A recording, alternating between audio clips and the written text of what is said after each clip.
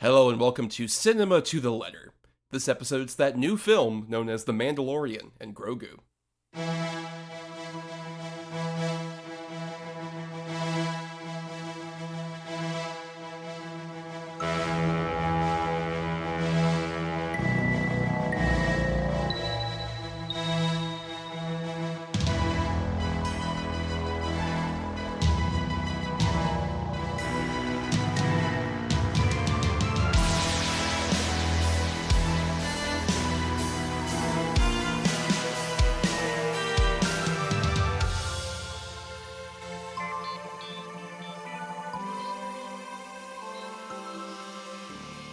On Cinema to the Letter, we break down the very nature of cinema, letter by letter. For each episode of a season topic, we cover 6 films that fit a C for classic, I for indie, N for new, E for egregious, M for masterpiece, and A for atypical. Who doesn't love an acronym, am I right? I am Thomas, and this is the way that you podcast. But the main way I need to podcast is with a couple guests. And I have 2 lovely gentlemen here who will join me on this journey to talk about this brand new film. First up, we've got this wonderful podcaster you've heard, previously on main feed, on the Patreon. He also writes for multiple different publications, and currently he is extremely jacked as he just got out of the gladiatorial arena fighting a bunch of Easter egg monsters. Shakyl Lambert. Shakyl, welcome. Hello, hello. Listen, it's Glup Shitto season, baby. That's true. It's all about them Glup Shittos, for sure. For sure. It really is. Oh, and who's this other mysterious Glup Shitto here? I think I found him in some sort of swampy area. I think he's stop motion. I'm not sure. Sam Brutuxan. Sam, welcome. Yeah, I swap between stop motion and CGI, and then if you look on the Discords, you can see like that one person saying like it's AI, and I'm like it's not actually. Can't tell the difference. Actually, Phil Tippett is animating you frame for frame right now while you're speaking. It's weird. Yeah. It's not a visual medium, but I respect his commitment. Yeah, of course. Yeah. But yes, I have you two on here to discuss the end for new film in our Star Wars season, which is, of course, The Mandalorian and Grogu. The main reason I'm doing this season is because it's the first new Star Wars movie in 7 years. And Gosh. Everyone is just... The crowds are cheering. It's so massive. Everyone is hailing the return of Star Wars cinemas. But before we get into that specific film, which we will in detail, at the beginning of every episode this season, I have tasked my guests to regale us with their guest a Star Wars story. Each guest will individually talk about just their history with Star Wars, how they feel about it, how they grew up with it, or what their relationship with it is in general. And then especially, I want to hear the two of you kind of segue into the kind of modern era of Star Wars, a sort of, Disney Plus streaming era, given we're talking about a film spinoff, arguably the most popular show of the various different Disney Plus Star Wars shows. So, Shakyl, you're up first. Shakyl, go ahead and regale us with Shakyl, a Star Wars story. In this current galaxy, but a long time ago. Yes. I think my introduction to Star Wars was probably with a lot of people around our age group, with Episode 1 coming out, with the Phantom Menace being like the biggest thing on the planet. So I remember playing like the Phantom Menace video game because my dad had it on PlayStation. I remember Rogue Squadron, and like basically my main initiation was through like video game forms. So, yeah, like Rogue Squadron, the Phantom Menace video game, Jedi Power Battles. Like they were going all out, and I loved it at the time. Especially like the concept of lightsabers was the coolest thing in the world. Like I remember one time my brother I believe he dressed up as Darth Maul. Oh no, he dressed up as Jar Jar. Unfortunately, he got dressed up as Jar Jar. But we wanted to be Darth Maul so bad, but my mom was like, "We're not buying you the makeup," but she did buy us the double-bladed lightsaber. So yeah, the prequels at the time as children was like, yeah, this is great. Even to the point where like Attack of the Clones was the first DVD I ever owned, and what a fucking regret that was. Yeah, then I eventually did go back to like the originals, and I loved them to death. And then just kind of grew up alongside with it. Like as they continue to like go on, I was there for like every single movie except for I think the only one I didn't see in my lifetime in the theater was probably the Clone Wars, like the animated Clone Wars movie. I saw later and I was like unimpressed. And then going on to the sequels, those were I mean, we were all there. Like how the Force Awakens felt like Episode One again. We're like, this is the biggest thing on the planet, especially for me with John Boyega as like the face of it, as like this is a black, like obviously we had like Samuel Jackson as Mace Windu, but this is like no, John Boyega is like the main character in this movie, like at least how they marketed it. And so I cried when that first trailer came out with you see him holding the lightsaber. That shit meant the world to me. And then obviously that didn't happen, so like I still like The Force Awakens, but it holds a very sharp sting in my heart for that exact same reason. Last Jedi is where I realized the fandom was broken, was like really broken. Because I came out of it like that was cool, that was interesting, that was different. And people, you might have thought that The Last Jedi had like shot their mother in the face. That discourse was bad, even though I still very much enjoy the movie. Rise of Skywalker is the first, funny enough, is the first movie I reviewed for CG Magazine, like, as an like official employee, whatever. And I regret that review because I was mildly positive about it. Because at the time I was like, yeah, you know, it had some decent parts. I went again 2 days later after I'd wrote the review, and I was like, no, that was some bullshit. And so I'm in a space now where like Star Wars will always have a place in my heart. If there comes a movie, I will still go, but the enthusiasm just isn't as much there anymore, and that's like partially because of like the quality of like the current stuff, but mostly the fans are the most insufferable human beings on the goddamn planet at this point. Like the discourse, it might as well be like ground zero for so many other things. So yeah, that's my position with Star Wars is that I still love it. I'll never not love it to an extent, but we're going through some trying times. Yes, very hard, rough times. The wars and the stars are quite profound in terms of the fandom of Star Wars. But Sam, interesting fact that on this very feed, you were the first ever guest we had for back in the day of Double Edge Double Bill on our Star Wars episode, where we talked about the Star Wars Holiday Special and Return of the Jedi. And you, I believe, detailed some form of a history there, but why don't you go in a bit more detail? What is your Sam a Star Wars story?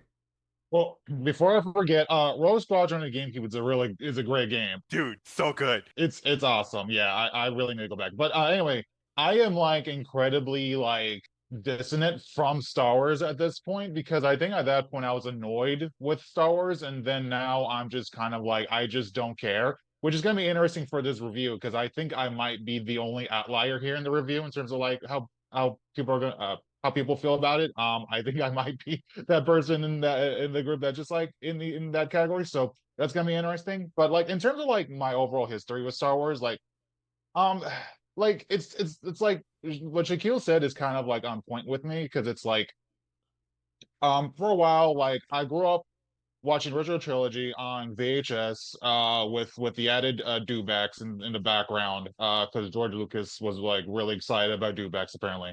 Probably made it better. Regardless of execution of those films, I loved the aesthetics of the prequels at the time.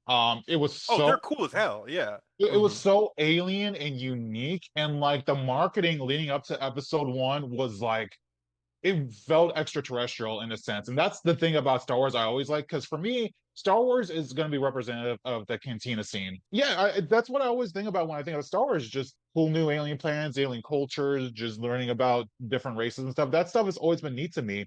Going back to remembering the Lego commercial with Watto doing a 360 spin and near Right. this child putting up Lego blocks, and then the weird Pepsi commercial with the crazy frog looking alien. I can't remember. It was very disturbing at the time. Regardless, very cool stuff, very weird.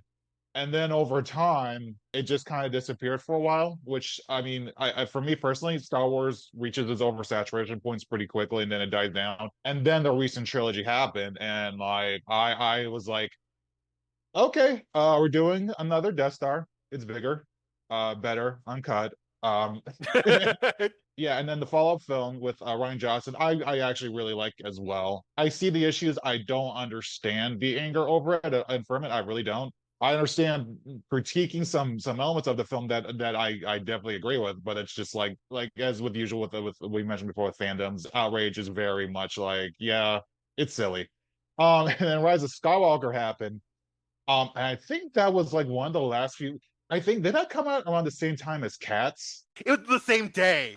Yep. I remember because I came out of Cats and I was the only one in my theater when I saw Cats. I came out of it and I was like, I was actually like in a very positive mood after that because I was like, this is the most surreal experience I'm ever gonna have in a theater. And then right because Rise of Skywalker, it felt so industrialized with its concepting, with like it I can feel the boardroom meetings going into almost every single scene in that film, including certain relationship dynamics, which definitely felt like oversight from maybe Disney or maybe some other studio heads involved, and it just felt very much like we don't have many avenues here except to rely on J.J. Abrams and his mystery space box or whatever. So that's my relationship with Star Wars. So here I am in 2026, and now I'm like, I don't care. Give me whatever, and then I'll judge it as it is. That's where I'm at. By the way, Sam, I just want to mention that the weird sort of glupshow you were referring to from the episode 1 marketing campaign, Marfalump, Marfalump, yeah, right? there we go. Who liked both Star Wars and Pepsi, the two great loves of anyone's life, really. Star Where Wars and Pepsi. where the hell is their spin-off film?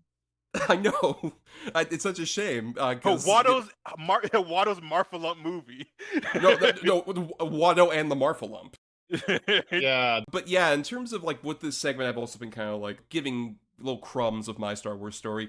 But in terms of like this kind of modern era, I do want to really point out that like around the time of Rise of Skywalker, I believe it was about a month before, is when The Mandalorian premiered. Which I remember that was a Disney Plus launch title. Everyone kind of watched it because it's like, oh, everyone was curious about Disney Plus.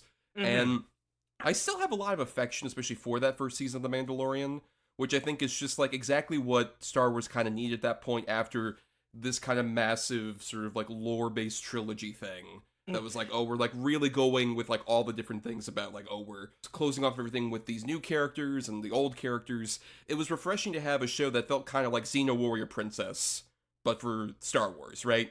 Where it's like, oh, let's have like individual adventures. It doesn't feel like it's a massive story. We'll have, especially Baby Yoda at the time, before we knew his name, being like this thing that really caught on and was especially like a practical puppet. It felt kind of like, okay, this is kind of more the speed of what Star Wars should be, just having like fun, smaller adventures. And, it was kind of a bomb that I needed after Rise of Skywalker similarly kind of crushed me. I'm going to go into detail about the sequels in the last episode of the season where we talk about The Last Jedi. But at that particular point, it was kind of like, oh, I kind of needed this. And then the second season came out in 2020, around the time of the pandemic.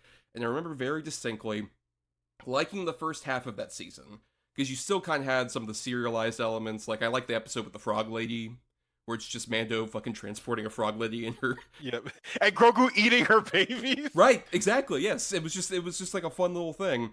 And then slowly that season became more about like, oh, let's introduce other characters who are going to have spin-offs like, Boba Fett and Ahsoka, and then eventually leading up to the reveal of totally realistic looking Mark Hamill that wasn't at all like a bad AI garbled up garbage kind of presentation popping up. And that was the moment where like the 1-2 punch of like Rise of Skywalker and that particular thing within about 12 months of each other was the moment where I'm like, I'm fucking done with Star Wars. I will say that I do agree with that. Like, yeah, that first season, a breath of fresh air. Fantastic. Right. I actually like a good like I probably think I like more of season 2 than you. Like, although I hate that Luke moment, like that I wish didn't really happen. But that second season, like the way that they did reintroduce some of these characters, like even if like you want to say that like, oh, Boba shouldn't have like been alive, I did like the dynamic of like between the two of them, at least for their episode. And Ahsoka, it like out of all the animated like Clone Wars characters to make the transition to live action, she's the one I'm like, you know what? I'm cool with that. Like and Rosario Dawson, I thought she was great in that episode as well. Luke showing up, I figured would happen considering like the time frame that like you can't have Luke entirely in hiding this entire time. But like, yeah, I was like, this is I'm not a fan of this. For me, it's season 3 that really kind of it falls apart. Where it, like, no, it's not even like it's a bad season exactly. Like, it's not like unwatchable, but it's one where a lot of the magic from those first 2 seasons is lost. Especially how season 2 ends with like that big like separation moment between like Grogu and Mando, like, oh, we're gonna be separated, like this might be forever. So you're like, okay, cool, that's an interesting like direction. Only for them to reunite in not even their own goddamn show. No, yeah. Which I should mention, so with that kind of like gap that I had, like having stopped at the end of season 2 of watching any of those Star Wars shows, really, except for I did watch The Acolyte when it came out because everyone was like so butthurt about it. But then I was like, okay, I want to actually catch up with like all the Star Wars live action shows that I just skipped out on. So in prep for like this, Oh, you watched all of them? well, I didn't get to Ahsoka because I was like, I watched a lot of Rebels, but I never finished it, and I was like, I don't know if I want to like jump into that without like finishing Rebels. I'm kind of curious too because I also finished all of Clone Wars. I watched all of that. Within to be fair, I started that like at the start of recording the season back in like January, so it was a months long process. That's good. Right, but with this, yeah, I for prep for this, I watched fucking Book of Boba Fett, The Mandalorian season 3, the Obi-Wan Kenobi show, another show that I'll get to maybe a little bit later. I avoided those shows not just because of the Luke Skywalker moment, but also my general fatigue with kind of like modern streaming prestige television. Which especially for a lot of the Star Wars shows, even like the ones that like I didn't hate The Acolyte nearly as much as a lot of people did, but while I was watching it, I was just like, this should just be like a movie. Like with especially the miniseries, I'm always constantly just like this could have been an email, but this should have been a movie. I saw a handful of clips and like how they kind of really fully went in like a wuxia direction, and I was like, "That's cool as hell." But apparently, everybody told me that like the in between shit is the shit that's not particularly good, and I was like, "Oh, that's unfortunate." Because I didn't like Mando was really maybe the only Star Wars show that I watched, at least of these modern ones, of that and like season 1 of Star Wars Visions, and which I did Right. really like for the most part, especially that first episode. But I guess I did also watch Visions. I sampled a couple things prior to this, but yeah, in terms of the live action shows, I mostly kind of marathon through them. Sam, what is your relationship with these kind of Disney Plus shows? Did you ever get into those, especially after Rise of Skywalker? Kind of. No, because I also quick aside, Darth Maul Shadow Lord. I tried watching the first 2 episodes of that, and I was like, okay, we're doing this again. We're still stuck in the original trilogy, and we're not moving forward. And to go back to Acolyte, because that was the thing I was hoping for with Acolyte, because Disney was trying to do like a hard swerve into the High Republic stuff with that.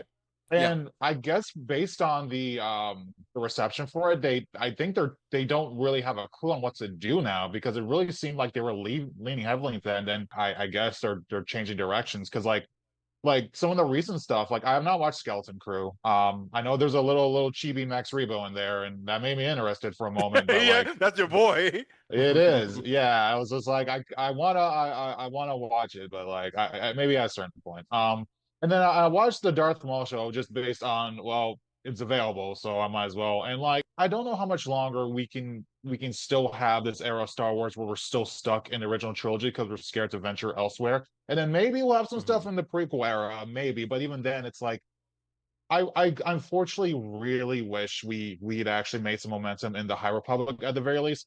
I know personally my favorite era of Star Wars for me, I mean, is like the Old Republic stuff with Knights of the Old Republic 1 and 2 and all that stuff, because there's some really cool conceptual stuff in there that we don't really get to explore. Although I think preferentially, I think everyone here would prefer something new.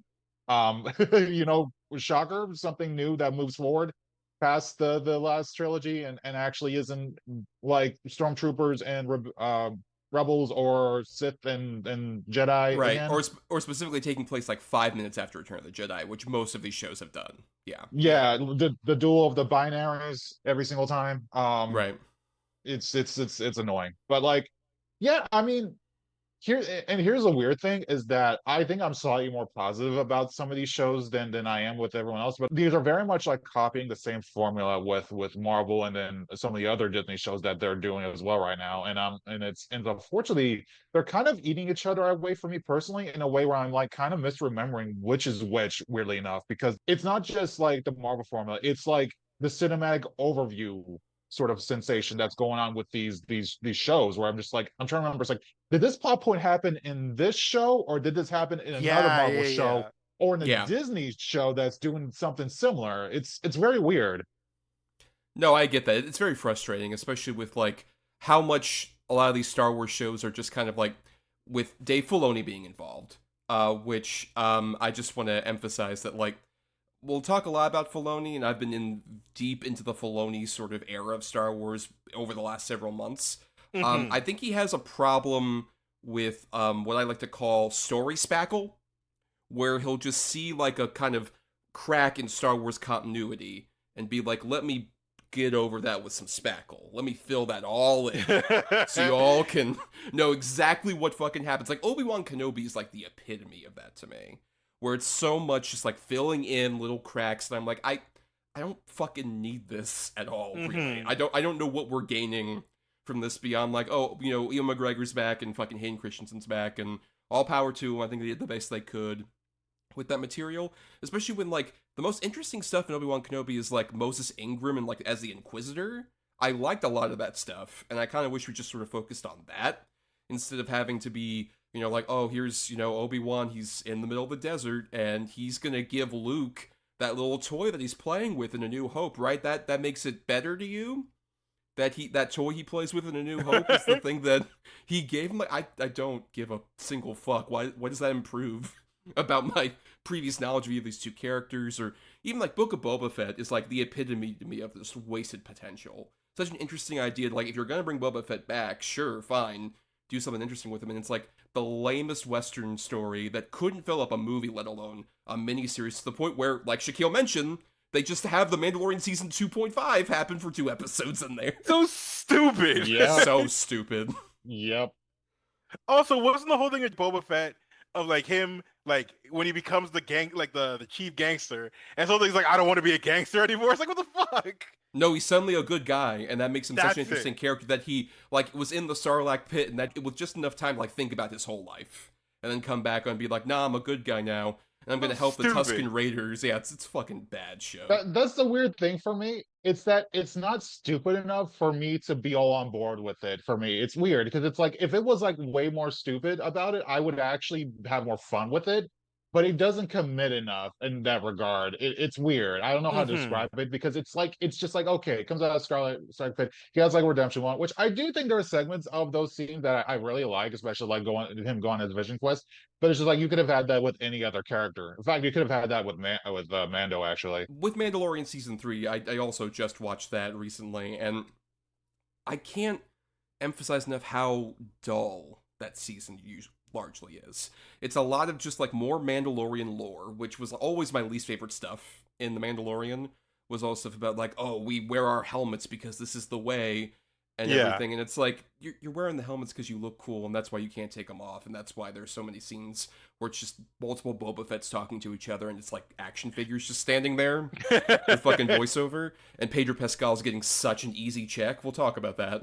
In Mhm. particular with this movie. The only thing I had even heard about Mandalorian Season 3 was everyone got so pissed off about that one episode where him and Bo-Katan go to, like, the very regal planet where it's Jack Black and Lizzo are, like, the leaders of it or whatever. And I just saw everyone hating on that episode. And watching, it's like, this is easily the best episode of this whole fucking season because it's like a fun, stupid adventure that these two are on where they have to, like, fight battle droids. That's fun. I think it's because it's also just because they're stars of like the now, and I mean, there's a lot of actors that are like just stars from now, like Samuel Jackson, but like for them to just show up, be like, hey guys, and it's like them, it's like it the dissonance kind of really hit with people. Like I personally didn't really care all that much. I'm like, oh, cool, they're here.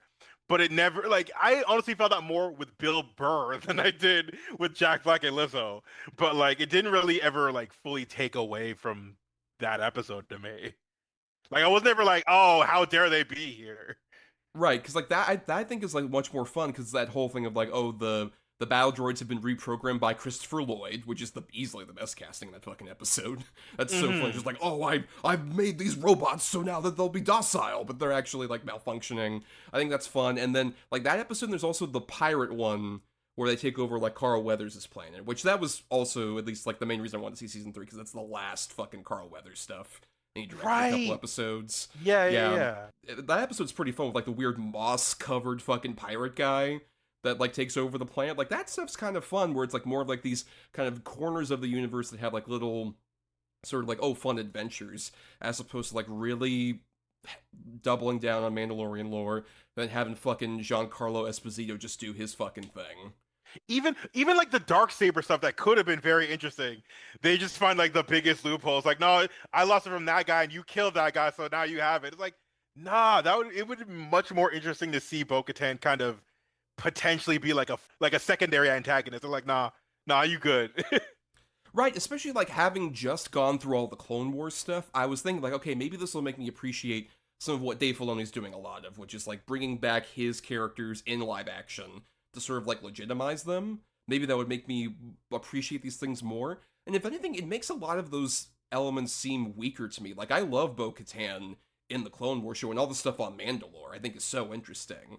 With like the Duchess character, who it's implied Obi-Wan had like maybe some sort of like close to an affair as much as you can with a Jedi, like kind of relationship with her, and like when Darth Maul comes into that territory as well. There's a lot of interesting, like compelling stuff about Mandalore from that perspective, mainly because, I don't know, there are like humans who have faces, and the whole thing is that the Mandalorians with helmets are like a weird sect that isn't like the main group.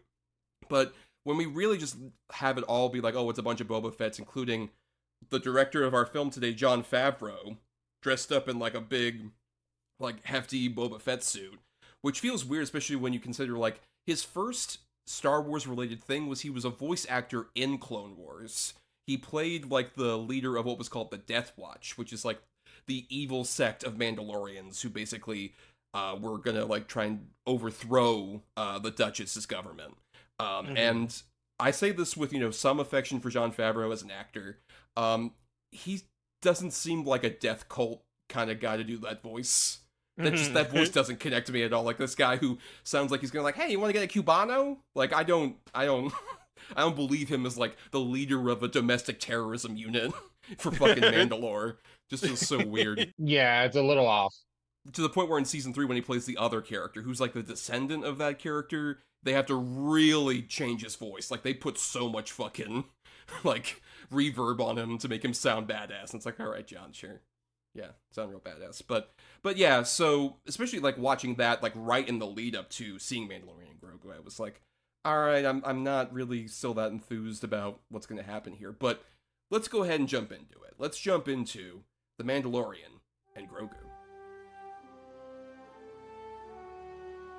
We've all heard stories of the Mandalorian bounty hunter and a child. Hey. Strap in.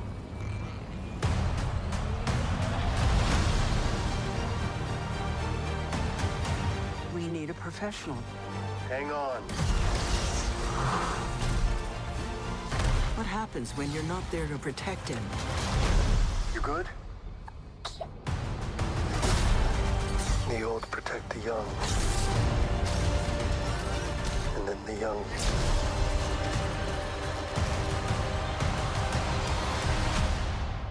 Protect the old. This is the way.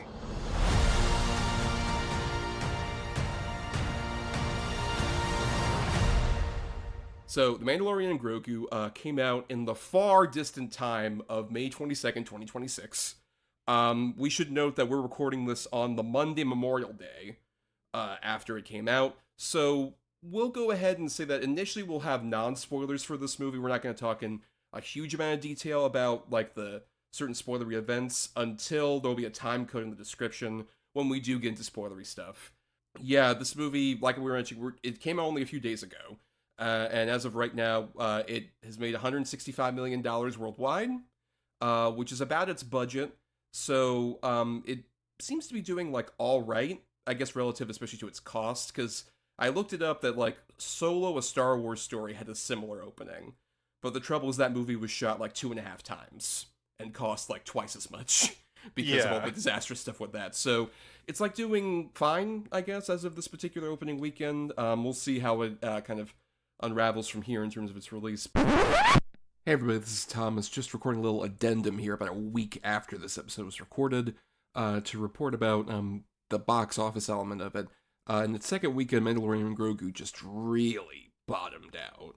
It dropped 70% from the previous weekend, making only about $24 million domestically. So its domestic total is $136 million. And now it's about 246 like worldwide. And for that $165 million budget, that's like fine, but it's like definitely the lowest grossing Star Wars movie that isn't like the Clone Wars animated movie at this point. And just very interesting considering the movie's backrooms and obsessions, smaller horror movies that are made by Gen Zers, have kind of eaten the lunch of Star Wars, which used to be such a massive franchise for pretty much people that were like my age or older. So it's just kind of interesting that Star Wars Return to Theaters really wasn't that big of a deal in the grand scheme of things, and really bodes well for the listenership of the rest of this season and even this particular episode. So, yeah, back to the episode and in progress. But, yeah, the first Star Wars movie in 7 years. I just want to talk about with this. Here are some of the other movies that were announced and then canceled in between, like Rise of Skywalker and this movie. So It's gonna be fun. a James Mangold helmed movie about the origins of the Jedi. So what you were kind of referring to, Sam, kind of like Old Republic kind of era. Yep. A Rogue Squadron movie that was going to be directed by Patty Jenkins of the Wonder Woman movies. A Lando Calrissian movie that was going to be written by and star Donald Glover, reprising his role from Solo: A Star Wars Story. That one hurts me. Yeah, that could have been interesting. And then unspecified films that were going to be directed by Dave Filoni, Shreem Obadiah Shinoy, and Taika Waititi. Yeah, I don't think any of these have been like out and out canceled, but it's a kind of thing of like Star Wars was playing this weird game during this period of like, no, we're still doing it. I saw Rogue Squadron was, I think, the one that was canceled. Was it not? Maybe it was. I'm not sure. I can't keep up with all of these. Man, Shakyl. They okay. just Apparently, no. I thought that was the case because they took it off the schedule. But apparently, like according to Collider, she claims she's back working. Like she signed a new contract. Like, and that was like 2 years ago. That she's still Right. writing and directing Rogue Squadron. So you know what? Who the fuck knows? So you're telling me we're not going to see this film until at least maybe 2035 when it enters pre-production? Okay. We'll be there in Right. 2040. right. Yeah. And I remember like some of these, like I know the Filoni movie, I think he was trying to make like his sort of Avengers Endgame, but for all the different shows. I Yeah, think because is there what was he wanted to do. yeah, because it wasn't supposed to be like this Boba Fett, that show that Gina Carano was supposed to have before she did her shit, and then maybe something else, but I remember those three specifically. Yeah, there was gonna be like some kind of big crossover event of some sort that was gonna culminate all that story. None of those ended up happening, and we get Mandalorian and Grogu, which is, a spin-off of The Mandalorian, though it's very clear from what the movie is that it doesn't really have much of like the background or context needed for this particular one. You can kind of jump into this and be like fine in terms of the story. You kind of get the gist of it. And the reason this ended up happening was because Filoni and Jon Favreau had written a whole fourth season, or at least most of a fourth season, back in 2023, but then the strikes happened, and that kind of, allowed Disney to permutate and kind of think about what they wanted to do, and they decided to go ahead and make Mandalorian a movie instead of a show, and apparently Favreau, like, just got rid of all that stuff, and, yeah, we've got this movie. So, without getting into spoilery details, Shakyl, what are your general thoughts on The Mandalorian and Grogu? It's fine. It's an okay movie. Like, I had fun while I watched it, but the fact that like an hour later, like I was having like discussions with like other critics that were there, and like I couldn't really pull that much anything that like noticeably stood out to me into like, oh, I really like this thing, aside from like 2 or 3 things. I had to go like, man, this is shockingly forgettable. And for the first Star Wars movie in, like you said, in 7 years or almost 7 years, the last thing a Star Wars movie should be is forgettable. Even if it's absolute like next level garbage like fucking Rise of Skywalker, at least it's memorable. But like this, there isn't really all that much. Just like it's kind of it's like again, it's a wash. It's fine. It's like it's perfectly harmless entertainment. It's like it's a decent adventure, especially for kids, but like it's the most inconsequential Star Wars has ever been. Yeah. What about you, Sam? You were kind of teasing your own reaction to this. What are your general thoughts on Mandalorian and Grogu? So I think I'm probably going to be the most positive person here in that I like it, and that's it. the moment this was announced, I was like, oh, they needed to get something out in theaters in order to make people like actually like be like interested in seeing something Star Wars related in a theater, and like also because of all the mess that's happening behind the scenes with Disney. Because I don't know what they're doing right now, to be honest. But this definitely was a result of that. And even as a result of that, I do think that with this being 4 episode season into like one film, I actually wound up enjoying it in that regard. Even though there are certain cutoff points where just like, oh, this is where an episode was clearly supposed to end. You're pushing the skip credits to the next one, yeah. Yeah, Yeah. it was very evident. But even then, which I'll get more into my thoughts in a little bit later. But I actually wound up enjoying it just because of its scale. I think was refreshing for me because it was just a straightforward story, but it was like more of an accidental result because of that. That I'm not gonna be like, oh, this movie's great, and I'm just gonna be like, yeah, I liked it. Yeah, I mean, I'll say that I was telling these two off mic that I've seen this movie twice now over this weekend because I literally saw it on Thursday with I have a weekly movie group, and I had kind of like just a bored reaction to it, quite frankly. I was just kind of like, I was yawning multiple times, and I was like, oh, I guess, I don't know, this is like whatever. I don't think it's like the worst Star Wars movie ever. I've seen that thrown around a lot, and it's like, look, Rise of Skywalker is It's definitely not. Yeah, Rise of Skywalker's movie. hell. I think Attack of the Clones is still worse because that's like I think that one's just aggressively boring. And also, we're talking about Filoni as well. There was that Clone Wars episode pilot that also went to theaters as well. The animated movie, yeah. The animated right. movie, yeah. Yeah. Which, of course, had the debut of Rhoda the Hutt in his baby form as Stinky the Hutt. Oh, yeah. Oh, my God. How am I now connecting that? Which, this is my personal message to Dave Filoni. Stop trying to make Rhoda the Hutt happen. We don't give a shit. Yeah, we'll talk about Rhoda. But, yeah, in terms of just overall with this movie, so I saw it a second time. I should note, I saw it the first time in IMAX, and then I saw it again in ScreenX, which I should note recently opened up at my local theater. And if you're unaware of what ScreenX is, basically, it's this sort of presentation where you have like basically a normal size screen where it usually is like in front of the seats in the audience. But then on the walls on the side, you have small other screens that kind of like go into almost sort of like a triangular shape of sorts off on the side. So in certain scenes, it'll like expand forward. Like most of the time, it's like a regular movie screen. But then when, say, for this movie, when the aspect ratio changes for like IMAX viewing, all three walls in front of you in the theater kind of have like the movie expand outward. Basically, it's like you're watching a video on your iPhone and then you just zoom in. Kind of, yeah, right. Yeah. With this movie, it really like narrowed in on something I thought about with the IMAX presentation, but then when I watched it again, I really, really, really felt it. This is, I will say, not the worst Star Wars movie, but definitely the least visually interesting Star Wars movie, I would say. Because it's I should mention, this movie shot by Dave Klein, who got his start shooting Kevin Smith's movies. Like, this is the guy who shot Clerks, Mallrats, Chasing Amy. And those movies barely look like movies. As much as, like, I love Clerks, but, like, those early Kevin Smith movies don't look great.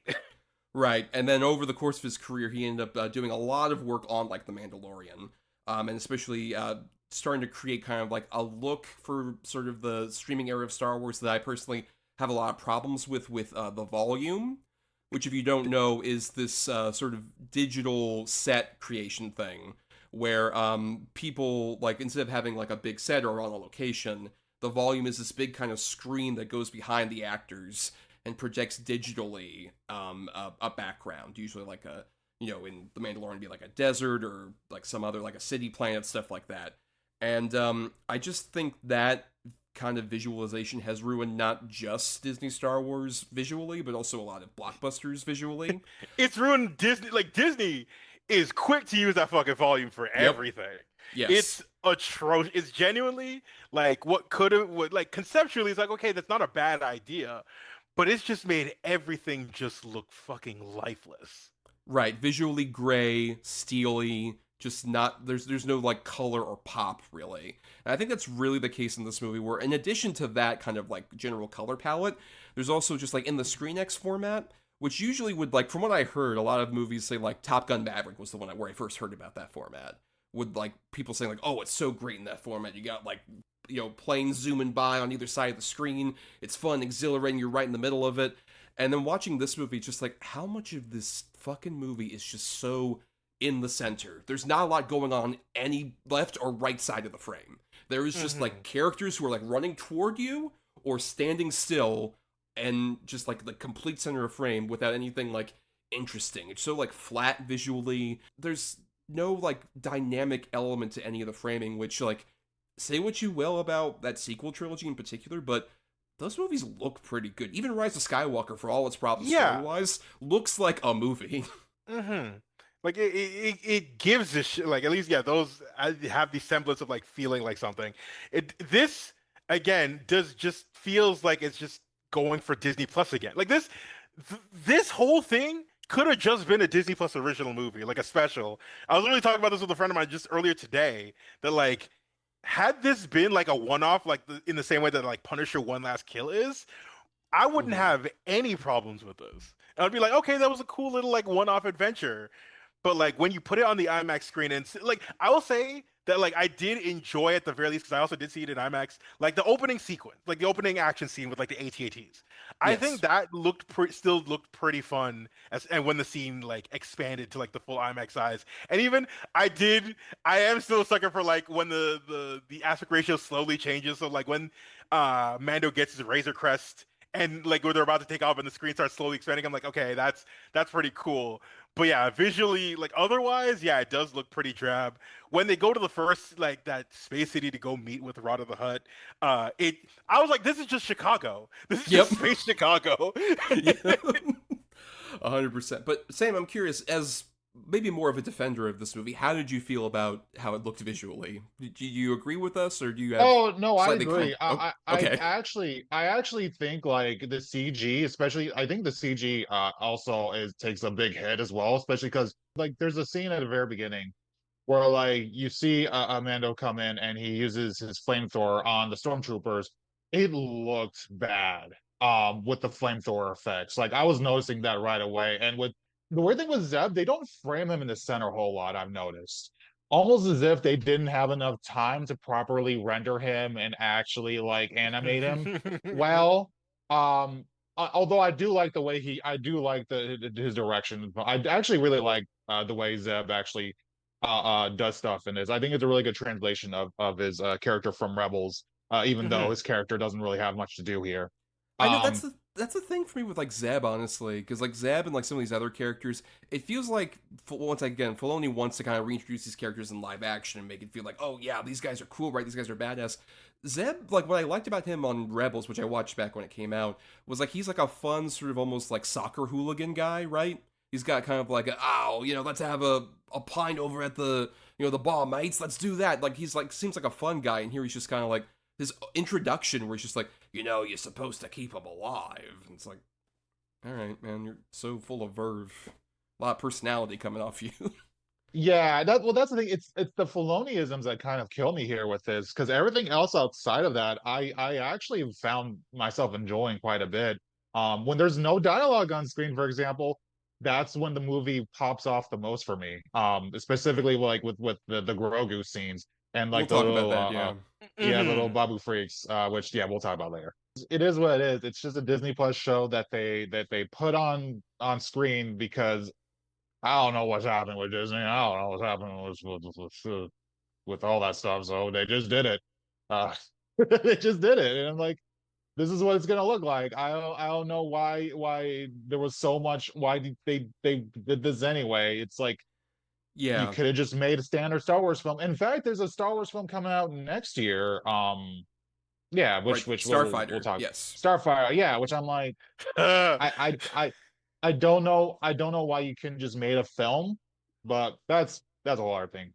Well, I mean, especially when you have, like, a great director like Sean Levy, a master. Oh man, is that who's directing it? Yep. Yes. Yep. Oh, never mind. Okay. Ryan Gosling's gonna be riffing on levels that's freaking sublime. Yep. Literal quote. Yep. My mild enthusiasm just turned into a blanket expression right now. That's crazy. He's horrified.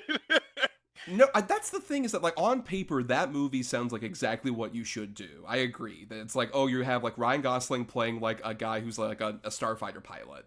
Cool, great. Doesn't connect to any of the other Star Wars shit.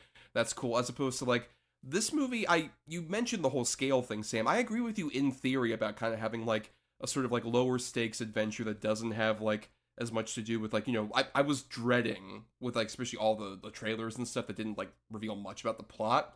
That I was like, oh, is there gonna be, like, fucking Luke shows up or some other bullshit that would make it feel like, oh, this is the way we make it cinematic, is to have, like, sort of a member berries, like, oh, this is something that you're attached to, right? Kind of thing for, like, the climax. I was dreading more like the celebrity segments of the Star Wars holiday special, where it's just like, here's all the characters from the Mandalorian and Grogu that you love that they're returning, and they're going to take up a portion of each scene that they show up in. That's what I was dreading, because I didn't know much about this. I just heard they're doing this, and I'm just like, oh, this is going to be. I was worried this was going to be nothing but that. Right, that was gonna be like Ahsoka would show up, or some of these other Boba Fett, some other fucking people would show up, right, and make it more of like a try to be an Avengers thing, which I would have been against. And, yeah. And I'm glad they didn't do that, but also, even within, like, the sort of... This movie has a weird thing where, like, it feels small scale, but doesn't feel at all, like, intimate. Which is so bizarre to me, especially when it kind of teases a lot about sort of, like, Mandalorian and Grogu's relationship, about, like, oh, they keep talking about, like, oh, your dad's not going to be around all the time. There's going to be a point where you have to say goodbye to him, and you're not going to be able to protect Grogu, Mando. What are you going to do? And there's a lot of that kind of, like, thread of, like, oh, is there going to be some kind of, like, change, or there's going to be some kind of, like, evolution for these characters. And the sad thing is that, like, they can't do that. And this movie feels, like, so, like, corporately mandated from Bob Iger, just like, no, you're not doing Nothing happens. No, Nothing happens. There's none of the characters particularly changed from where they started. Yeah. Go through the motions. Yeah, exactly. It's just, there isn't anything like that, which, like, I don't need a Star Wars story to be, like, massive in scale, but also I need, if you're going to be, like, kind of smaller in scale, to have, like, some kind of genuine, engaging character stuff. Like, the biggest example of me to that is Rada the Hutt, right? Where Rada is, like, in theory, like, oh, okay, he's this, like, the son of Jabba the Hutt, and he's been doing this, like, gladiatorial ring stuff, and maybe there's he some will kind not of let you thing... forget that. No, right, that's the thing. It's like, there should be some kind of engaging, like, character thing there, and he has Classic Filoni. Right, he has to just constantly say in every single scene, remind you of just, like, I'm not like my dad. People hate my dad, they love me.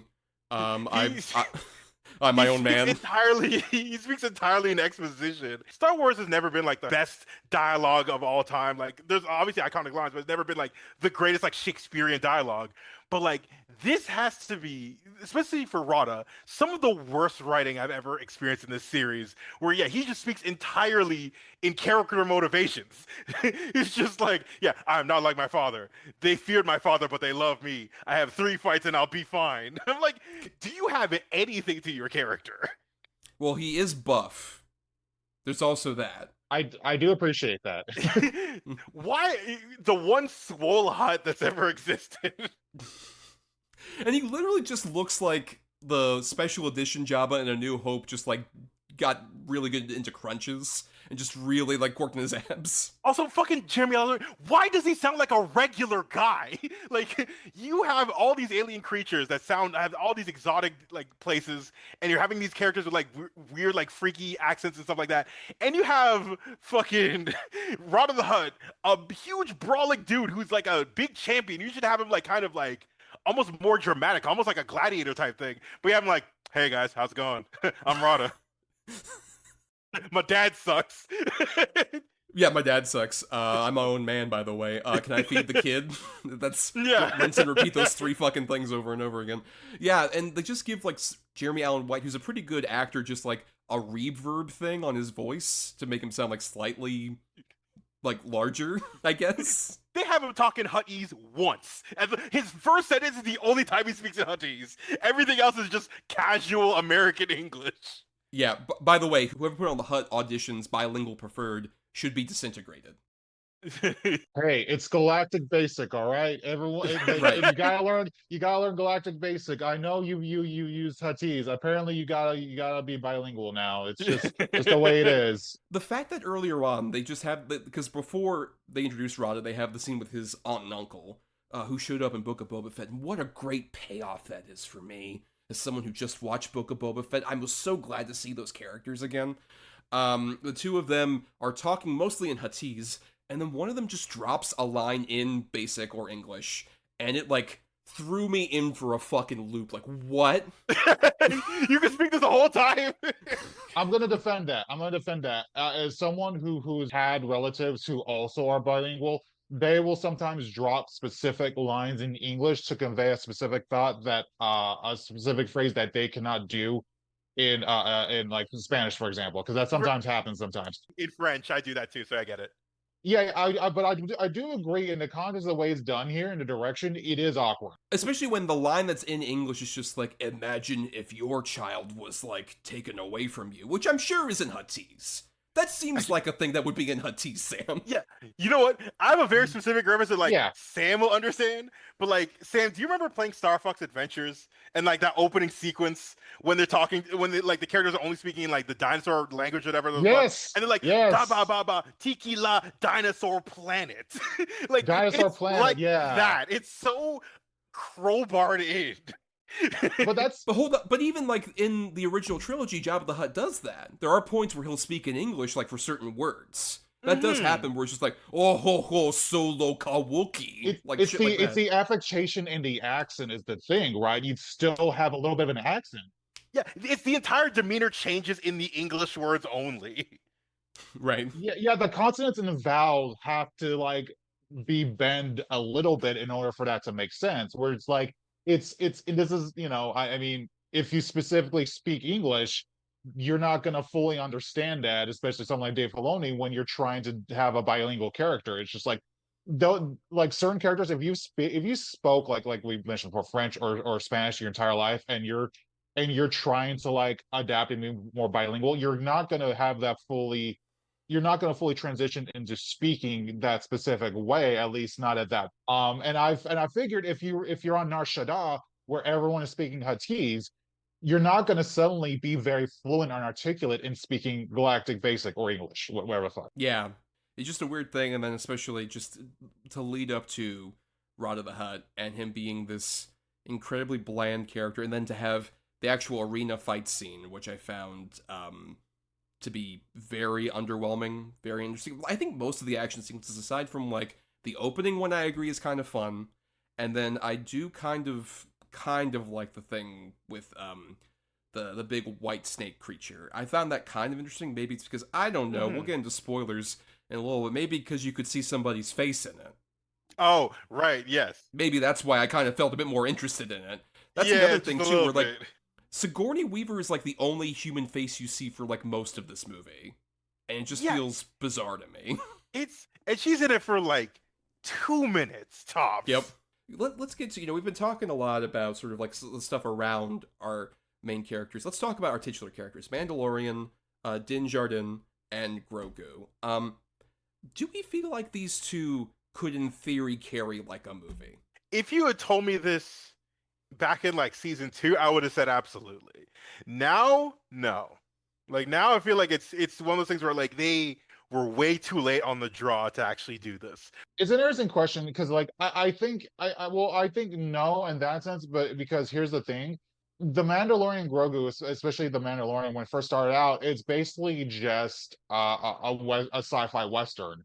Mandalorian is Right. obviously based off a lot of Western archetypes, like we the man with no name. Oh, we ever talked about that? Those movies No, we before, never Sam? talked about it. We No, we never never did. have. No, no. It didn't happen. Mhm. But it's a really cool caricature of a Western archetype that works in an episodic format, a serialized format, and I think that could work in the film.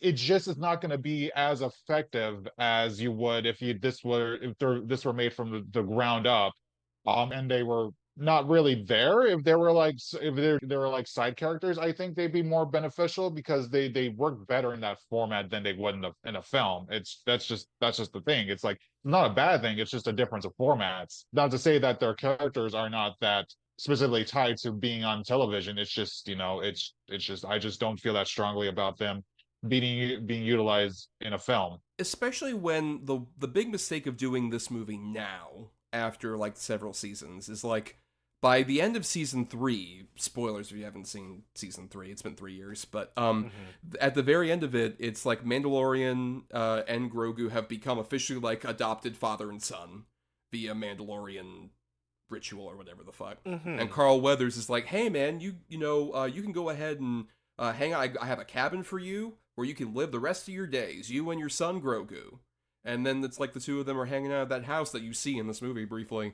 And it's like, that feels just kind of like we've pretty much like resolved all the arcs with these characters. There's not really much to go off of. Even if this movie, like, say they'd not done season 3, the whole idea of like the retaking Mandalore or whatever the fuck, that again is a good idea for a movie. But no.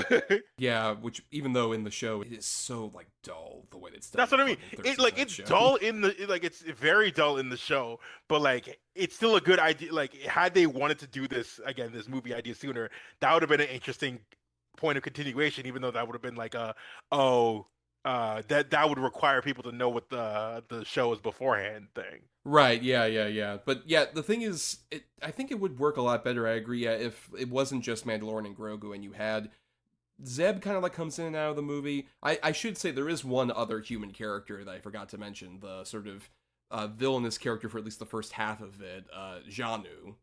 Janu Koi. Yeah, such nondescript. Yeah, Timu Bob Hoskins, as I call him. Yeah. If you had like some other human character who actually had a face who could bounce off of both Mandalorian and Grogu throughout like the whole movie, I feel like that would at least like give you some kind of like life and verve in it, as opposed to you just have the Mandalorian talking to this puppet who's cute. Like, I don't have as much of like I've seen a lot of sort of backlash against Grogu in the lead up to this movie about like, oh, it's so cynical, just this like thing, Disney corporate like baby thing that's just put out there. Is it? Sure, but like it's so goddamn cute. I don't give a fuck. right, and also just so much more importantly, like guys, Star Wars has been this, I would argue, since at least the Ewoks. It's been 100%. Like that for a long time. Yeah, it has been. You you were exposed to the Ewoks when you were a child, so you didn't really think about it that harshly. And I don't hate the Ewoks or anything, but this whole like, oh, Star Wars now it's just like corporate and we're just introducing cute characters for merchandise, like George had a vested interest in that, doing that, and made a lot of money doing that. Mm-hmm. And it's not the only franchise that's done that. Almost every other mainstream franchise has done stuff like that. It's not new. I mean, I grew up with, I mean, the Pokemon exists. It's right. Like it's not a foreign concept. That franchise, yeah, made entirely on just that. But yeah, so it definitely feels like they couldn't, in theory, like really like have a whole movie hinge on these two characters just exclusively. Especially like watching this, I really did miss like some of the other side characters who were from Mandalorian, who were these kind of, like Carl Weathers, obviously you could bring him back. Those kind of like fun people they would pop in with who had like human faces who they could really encounter and like have sort of like a back and forth with. Like that's so much more interesting to me as opposed to like, you know, oh, we're gonna, especially when this movie is so hinged on like, oh, we're gonna have like Mando and Grogu kind of like talk to each other, and Grogu's gonna like do something cute. Mando's gonna do something, you know, it's gonna tell him to heal and shit, which just feels weird. It feels really talks to him like he's a dog, right? Bro, that's your son. You literally had a whole thing saying this is your son now. His name now is Jin Grogu. He's like has your name. It's a very weird dynamic because this is like an ancient baby at this point, but he still has to talk to him to a certain extent in specific ways. I get what they're getting at, but it is weird because it's like this baby is gonna be a baby for a while. It's very interesting. Yeah. Right, this baby is literally 3 times our age. Yeah, right, like you might die before he hits puberty, Mando. It's fucking weird, yeah. But so it's a weird dynamic, and I think that really just it saps a lot of life out of this movie, along with like the gray color palette, along with just I think a lot of like dull sort of ways that this movie kind of does the action sequences. I really want to talk about this because another part of prep I did for this was watching and rewatching a lot of Jon Favreau's movies, who's the director of this film. And I think I've come to the conclusion that aside from, like a couple of his movies, I don't think he's like that interesting a director, really. He's not. No. Because, like, I would argue his best movies are like Iron Man, which feels like a fluke in many ways, but that movie just has... that Jumanji's, like, sort of spiritual successor is, like, Zathura. Jumanji in space, yes. Which, I do think that movie's fun, but, I would put down the better half of his filmography. Because I'm looking at it all, and I realize I only probably really like Zathura, Iron Man, The Jungle Book. Really? Oh yeah, Jungle Book. Yeah. I didn't see Chef. I can't speak for Chef because I didn't see it. I saw Maid. I think it sucked. I don't like Elf. I'm like in the minority of hating Elf. And then Iron Man 2 and Cowboys and Aliens, big time disappointments. Lion King, a mega disappointment. How disappointed can you really be? If you had expectations for that, with the Jungle Book being like the rare good live action remake, I was like, okay, he'll work his magic again. And again, it had a cast of everybody that I goddamn liked, like Donald Glover and Beyonce. Chiwetel Ejiofor. Like, when this movie was about to come out, I was like, you couldn't tell me that this shit was gonna be bad. And then I watched it. That's fair. Yeah, it is one of those films though that's like, it has a high bar because Jungle Book, like the original version of that, it's not great. No. So it's like you could do a lot with that, whereas like Lion King is very, very tricky to adapt. That shit is like, honestly, as an animated movie, I think that the shit is damn near flawless. So like, you kind of can't improve upon that, but if you can reach it, it'll be something. But it couldn't even reach that. But did you watch The Lion King as a kid and wonder, like, what if these lions looked like more like real lions instead of like animated characters with expressions? It's like, oh, just what I wanted. Fucking Blue Planet with my Lion King. You know, I love it when I think to myself, what if Pumbaa was voiced by Seth Rogen? Right, exactly. That's what you were dreaming of as a child when you watched The Lion King. Exactly. I would maybe defend more, say, like Elf, but I don't think it's because of the direction. I think that's the big thing, is that like with his movies, it feels like the best of his movies kind of blends sort of like the blockbuster kind of sensibility he's doing now with like the swingers or kind of like small scale stuff he was doing early on, like more actor focused stuff. And I think like you get glimpses of that here. Weirdly, the biggest one, which blows my fucking mind that this even is a thing, but one of the few scenes I like really had fun with is the bits where Mando is trying to get information when he's in like the big city, and he encounters a weird monkey guy with a fucking food truck voiced by Martin Scorsese. And that character has a lot more like life and verve in like when he's speaking, just because he's voiced by fucking Martin Scorsese. Literally, I'm like, is he the only person actually giving a shit about this movie? And also, did anyone else have like an out of body moment when they saw the opening like credit sequence, and then they saw Martin Scorsese's name, and then a bit later Steve Bloom in that same list? I also did. That was insane. First off, I'm like, this is the first time I see Star Wars have an opening credits. That's true. It's the first one with opening credits. Yes. That I was like already thrown off that way, and then to see Martin Scorsese and then Steve Bloom, like they share the same space, is crazy. I'm happy to see it for Steve Bloom specifically, because it's like I know certain voice actors don't really get that type of prestige. Yeah, he's a legend. So like I was happy to see him show up regardless. Yeah, Spike Spiegel. Yeah. Yes. But yeah, Martin was great. He was funny enough. He was one of the people that kind of livened things up for me. Like, is this his first like voice acting job since like Shark Tale? I mean, he's done like some weird like small like cameos. He was recently in Jonah Hill's very bad movie Outcome, starring Keanu Reeves. And that's another example of a pretty bad movie where all of a sudden there's a scene between him and Keanu that's like, oh, there's like life in it. It feels like this old man has like actual feeling and emotional depth to him. How weird. It also came across as like, yeah, I'm doing this for my grandkids or my grandkids' nephews. It has that energy as well, because I like them, but it really just felt like, yeah, I'm here because the kids will love it. I did it for Francesca. Francesca loves the baby Grogu. I got to be there. But yeah, even like the way they animate that character, where he's doing like the Italian kind of like move with his hands stuff, but he's got like 4 arms and shit. Just like, that's something. Even the way he's making, I love this. Jon Favreau, of course, director of Chef, had to have a scene where somebody made a fucking space Cubano And the thing is, that shit look good as hell too. Yeah, it looked pretty good. It did look pretty good. Yeah. That's the thing. It's like there will be glimpses of that where it's like, oh, it's a bit of like the more like actor focused stuff along with like kind of the big space stuff, and then it's just kind of like glop.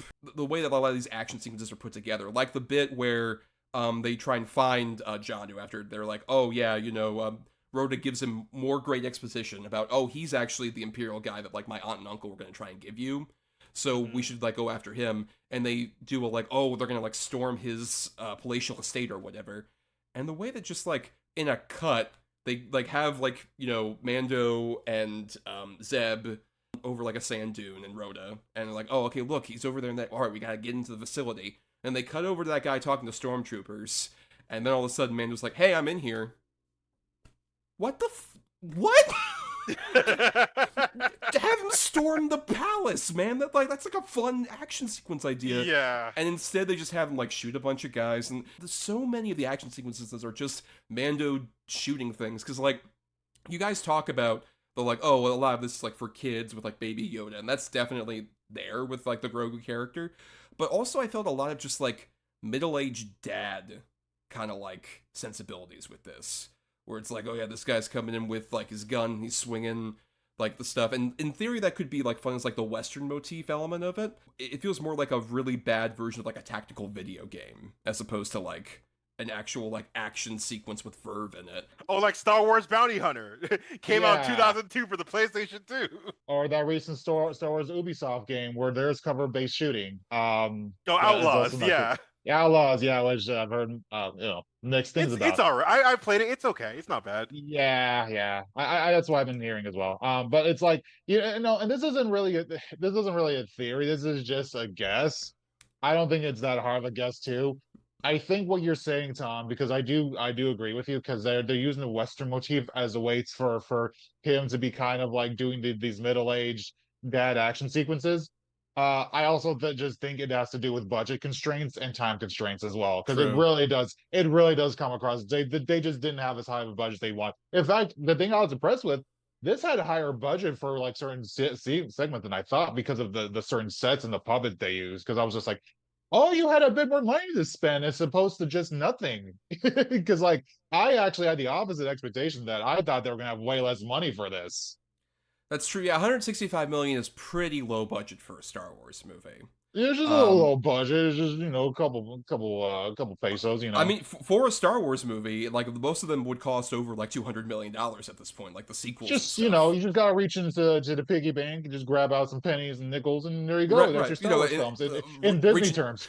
Reach in the couch, find a couple shekels and then put them out there. Yeah, yeah. Basically. A few Republic credits that Martin Scorsese would be like, oh no, I can give you information after that. No, can't do that. That I think that is fair. That it feels very kind of like chintzy with some of those elements, especially like the whole chase that happens where they have like the Janu guy in the speeder, and then they're chasing like the stormtroopers are like following them close. It feels very like lifeless, and there's like not much going on there. Yeah, that's about halfway through the movie. So why don't we go ahead and transition into, let's talk about more spoilery stuff. All the like dense plot twists that happen in Mandalorian and Grogu. Finally, we can get into them. Starting here.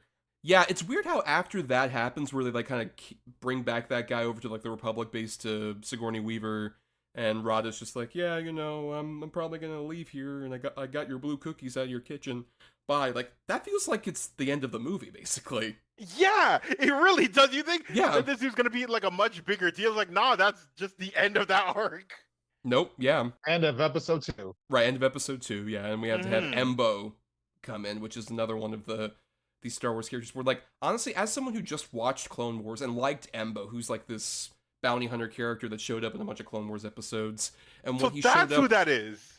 Right. That's the thing, is like when he showed up, I was just like, I didn't even recognize him when I first saw this. Yeah, and like, so with this character, because I remember I haven't watched the Clone Wars show beyond like the movie, and then like a handful of clips involving like Darth Maul.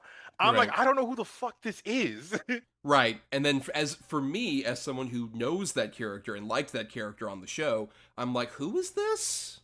Because he looks like, the way that he's presented visually, because this movie's so drab, he looks kind of like just like a greased up silhouette, basically, for most of the runtime. He looks like an anorexic Kung Lao. Kinda, yeah. That's pretty apt. Yeah. And it's this weird thing where it's this middle ground where, like, somebody who knows that character is, like, confused, and someone who doesn't know that character is like, why do I care? And so it appeases nobody but Dave Filoni's like, yes, legitimacy! This character I created is now in live action and looks like a shitty CG character. Now you all like it! And it just feels very desperate. Yeah, I was like, I was hoping at some point that they'd like, or at least take off the hat so you could see like, oh, this is what this character is. But even then, I was still like, just a big old, who the fuck is this? Yeah, he looks cool, and like he can fight good, but like he doesn't even beep like a droid or anything like that. Even Darth Maul, for the brief moment he's on, he at least there's a point where you hear him talk, and he has also the show to develop that voice. But this, you got nothing for this character. Because they're primarily all CG. That's the big thing, is that it's primarily CG, and that's why you don't see much of them. It's just like, listen, guys, just have puppets for this. I know you don't want to do it. Just have puppets, because I'm looking at the CG for these characters. It's like, these don't have to be full CG. You can just do a torso, like you just make a torso, like a half body set for these characters. You just show them from upper. Like, I was looking at this, just like, Peter Jackson resolved this in those 3 Lord of the Rings films with perspective and just like puppets, and just with all sorts of like techniques that he used in those films. You could do that here and save more money that way. Well, that's the thing. It's just right. That's why you don't see more of these characters. Especially when you have like actual puppets that are presented here. And even like while I was watching this, especially the second time, I was just like, what? You know who would have been a much better choice here? Who might not have been a character like everyone who hasn't watched Clone Wars would know, but would just be like a cooler character visually, because I know they portrayed this character in live action. Cad Bane, who is this like blue dude who pops up in mainly Clone Wars, but also he was in live action in Book of Boba Fett, where he was fucking so wasted. And spoilers, they kill him fucking off in the dumbest way possible in that He's fucking one show. of the few characters of the Clone Wars, like, again, not knowing the show, but I know him. I recognize that design. I'd be like, okay, if he shows up, this feels like a big deal. Plus, visually in Book of Boba Fett, he looks pretty cool, and it's actually like an actual, like, sort of like prosthetic mask, and he has a cool voice Corey Burton does, where it's like, he looks like Lee Van Cleef from fucking Good, the Bad, and the Ugly, but he talks like Peter Lorre. And I'm like, that guy would be way more interesting to see come in just like, I'm getting you, Nando, and then like capturing him. That's way cooler, but you already wasted him in another fucking thing, so now we got Embo, who is like a nothing character. If Book of Boba Fett didn't exist, so much of the shit would be fixed. Yep. And even then, it's just like also thinking about Darth Maul as well, because like Darth Maul, the way he goes out in Rebels is awesome. Yes. And then Shadow Lord exists. And like they're setting like, up, yeah, he still didn't die. It's like, yeah, and then I think they're setting up the protege, the Twi'lek character. I can't remember what their name is. The Twi'lek with the Darth Maul makeup. I can't remember what they're called. I think that's what they're setting up. So technically, Darth Maul gets to live on as well through that character, because Filoni. Right, because Darth Maul is like the Kenny from South Park of the Star Wars universe. He can't truly die. He has to keep on popping up. Yep, and get more robot parts. Yeah, get more robot parts, yeah. But yeah, back we gotta get back on Mandalorian and Grogu, guys. There's so much more detail. I'll say this in terms of like one of the few things I did like is like I did enjoy the sequence with Grogu and the little Babu Fricks, because like I know the Anzellans, like they're just called Babu Fricks to me. They're Babu Fricks, no, 100%, yeah. But Babu Frick was the only thing I still like from Rise of Skywalker. So just like a quartet of them, I was like, first off, yay, because they're cute and just ridiculous. One of them almost died by and both fucking wolf, which made me cry laughing. I'm like, yo, are we getting really dark with this? And then also, I love that their little voices, like they're like constantly like muttering to each other. They sound like Conker from Conker's Bad Fur Day. They do. Good job, baby. Yeah, so like those sequences, I'm like, these are genuinely the most fun parts of the movie. No, I 100% agree, because after Mando gets captured by the Embo character, and then you have like Baby Yoda teams up with these aliens who showed up to like fix the Razor Crest ship a bit after it had some damage, and they had shown up in Mandalorian season 3 as well. They're on that Carl Weathers planet, there's a lot of scenes of like all 5 of them, 4 Babu Fricks and Grogu, just like walking around, and it feels almost like it's suddenly this movie becomes like a Labyrinth Jim Henson movie. And I had like a bit of joy in my life for like Yeah, because it's all puppetry and it looks great. Yeah. That's the thing. Like, here's the thing. I agree with what both of you are saying about this film. I 100% agree. I think as far as a Star Wars film and as far as a summer film goes, especially in these last 5 years, that is one of the best things I've ever seen. It's just, and it's a small scale sequence where they do quick pan shots, no dialogue. Grogu gets his little shield buckler. He teams up with the little Babu Freaks. Unfortunately, I can't remember names as well right now. They're the Azalians, or what like that species is named. The Azalians, yeah, actually, the Azalians. They go on this little starship, and they just go and they break out Mando, and it's beautiful, and I love it. And like the rest of the film happens, yes. Well, actually, no. There's another scene actually that I really enjoyed, because before that I was like, yeah, this is fine, and then that bumped it up to me liking the film at the very least, because like I like I said, I expected this to be like the first 5, because like I know you like the really like the first like 5 minutes of the film, Shakyl. For me, it was the opposite, because I was just like, oh, ATSTs, stormtroopers. Wow, clearly we've seen a lot of this before.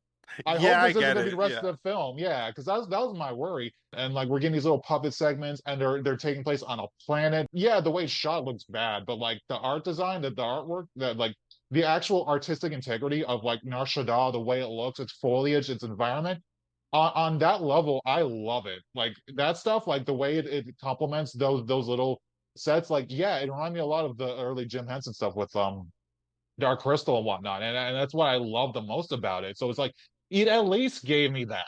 Especially the shot I love of like when they're all like walking over to like the big ship, and it look from the perspective like, oh, it looks like giant, and again it's like a fucking Barbie spaceship, and they all just like packed it.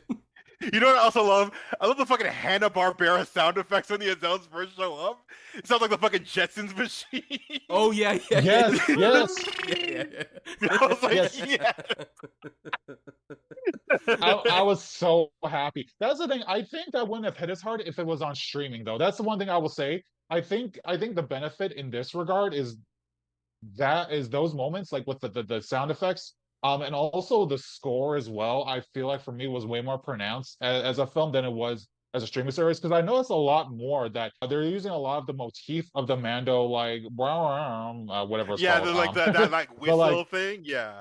But they're like intermixing it with like other things, like they're doing some synth wave on the Chicago planet as well, which they're playing trap music at some point. I'm like, yo, this is actually going crazy. Big shout out to 3-time Academy Award winner now Ludwig Göransson, carrying this movie on his back. Literally, he can't miss. That's the thing. Yeah, no, that's the other thing that I appreciate a lot watching is in a film, because I'm just like, the entire time I was just like, okay, are they going to do this? And like the timing of some of the tracks played, the score, I think is actually pretty well done. Like they use some motifs from like obviously the original trilogy, but I feel like they were well placed enough to where I noticed them and they felt more pronounced than they usually would before with other Star Wars films. Because I'm just like, okay, how many times have they heard James Horner like the same shit over and over and over again? But here I actually found it refreshing, at least for me. Yeah, definitely Göransson is like the only person since Williams has kind of like stopped doing Star Wars music who has like put some kind of like new interesting spin on what Star Wars music can be. Because a lot like Michael Giacchino did like Rogue One, and I think John Powell did Solo: A Star Wars Story, and a lot of that is just kind of like, let's just rinse and repeat the themes and kind of just put them in a new context. Yeah, that's true. Yeah. But to get back to the little puppet guys, I agree that I think that particular sequence where like they get on to this planet, and they're like going through the pipes, and they're just having Shirley Henderson, who some may know as Moaning Myrtle from the Harry Potter movies, doing the voice of Babu Frick. Just a little asides like the you good going baby, or the just the little weird shot of like they're in the pipe, and then he's just like, big pipe. Just it's so good. And then at the very end we're like, all right, drinks on me, everyone. Yeah, first round's on me. Yeah. First round's on me. Yeah, I do also love probably the funniest bit with Mando himself when like they're trying to escape, and Baby Yoda's like trying to usher him over to like the ship, is like, I can't fit in that thing, I'm not going to be able to go.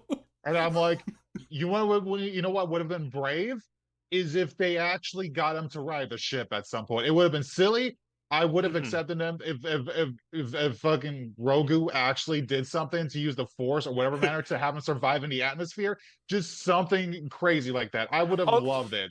Also, I did love the little moment in like that opening action scene when there's like all the explosives in the AT-AT and like fucking Grogu's trying to get Mando's attention. He's like bashing the helmet. He's like, "Yo, pay attention, hurry up!"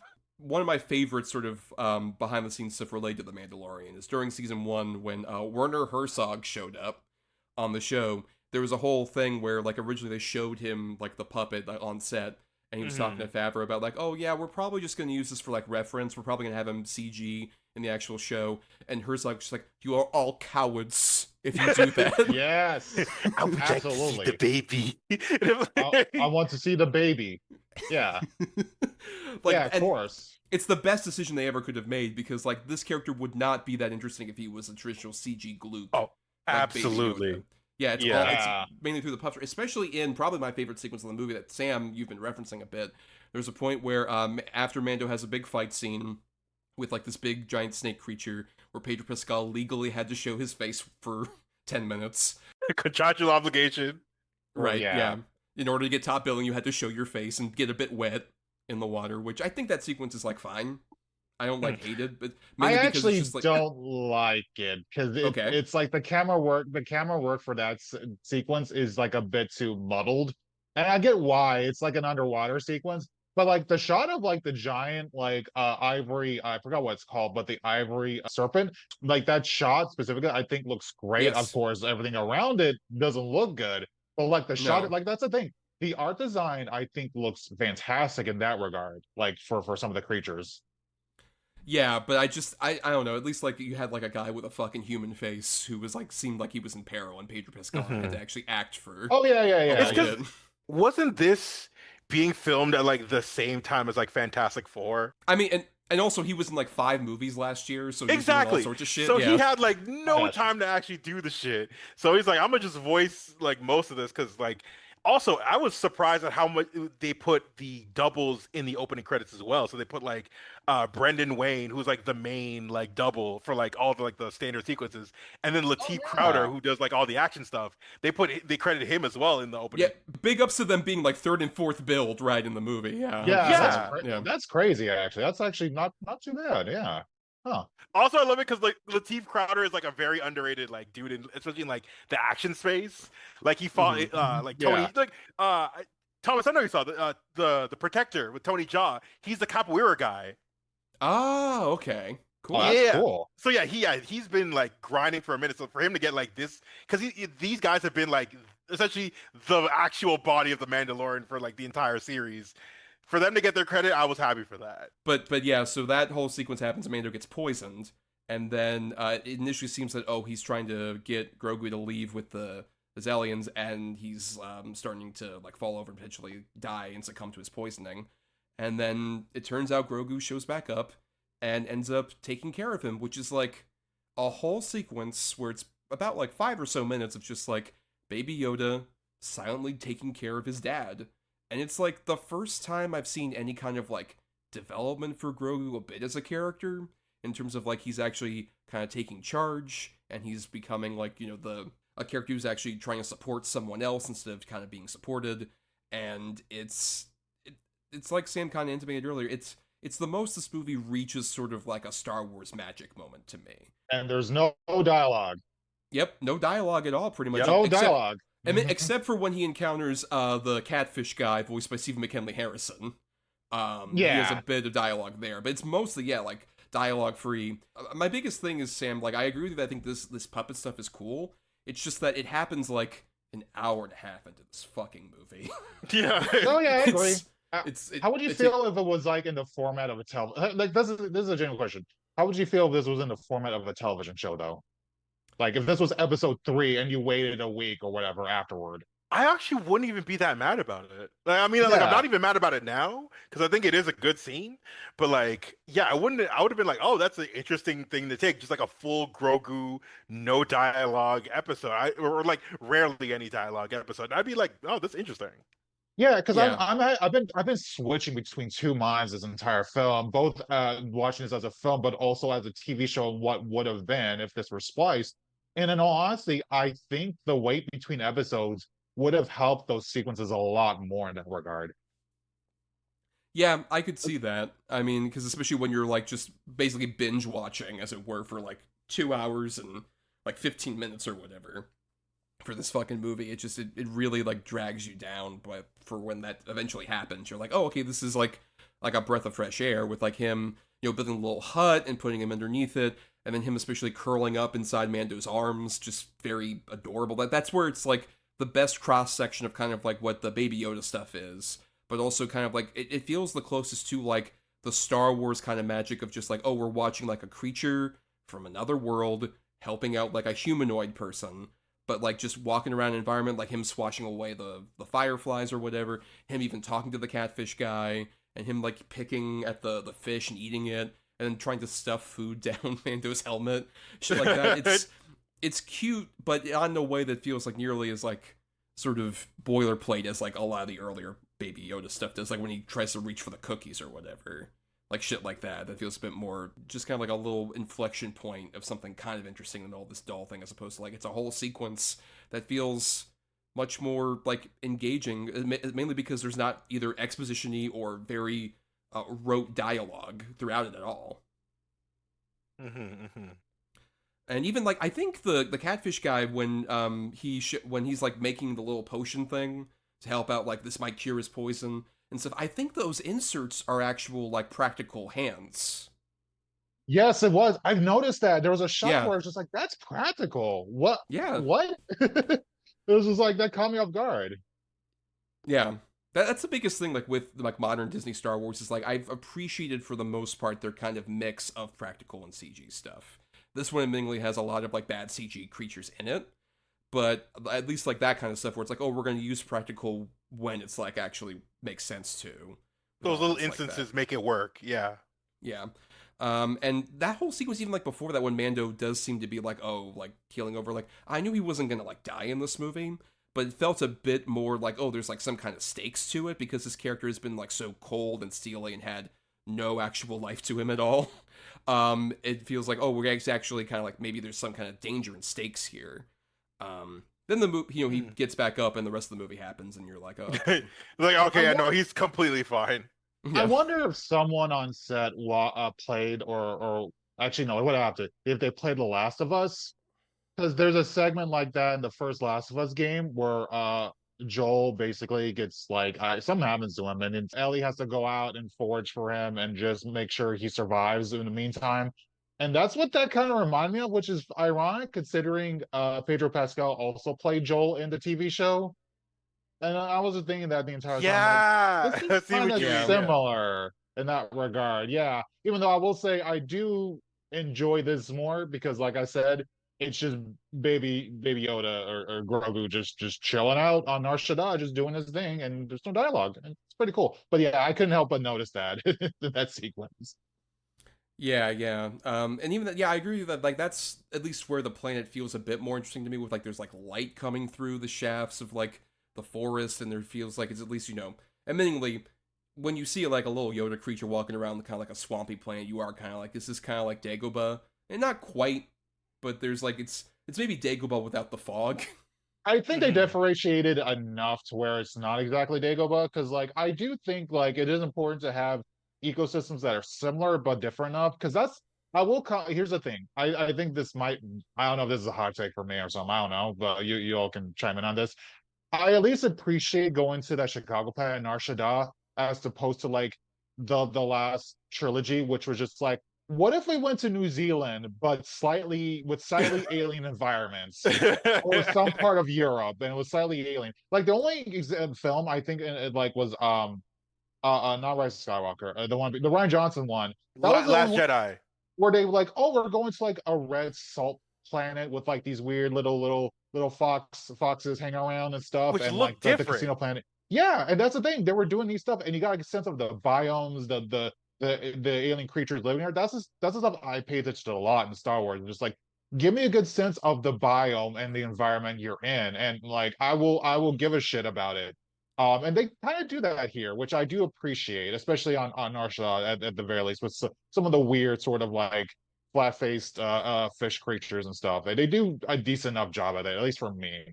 I'll respectfully disagree about like, you know, go to like some location or whatever. I'm more for, especially at this point in modern blockbusters, like going to an actual location as opposed to like Favreau pointed out that like this is the first Star Wars movie completely shot in Los Angeles.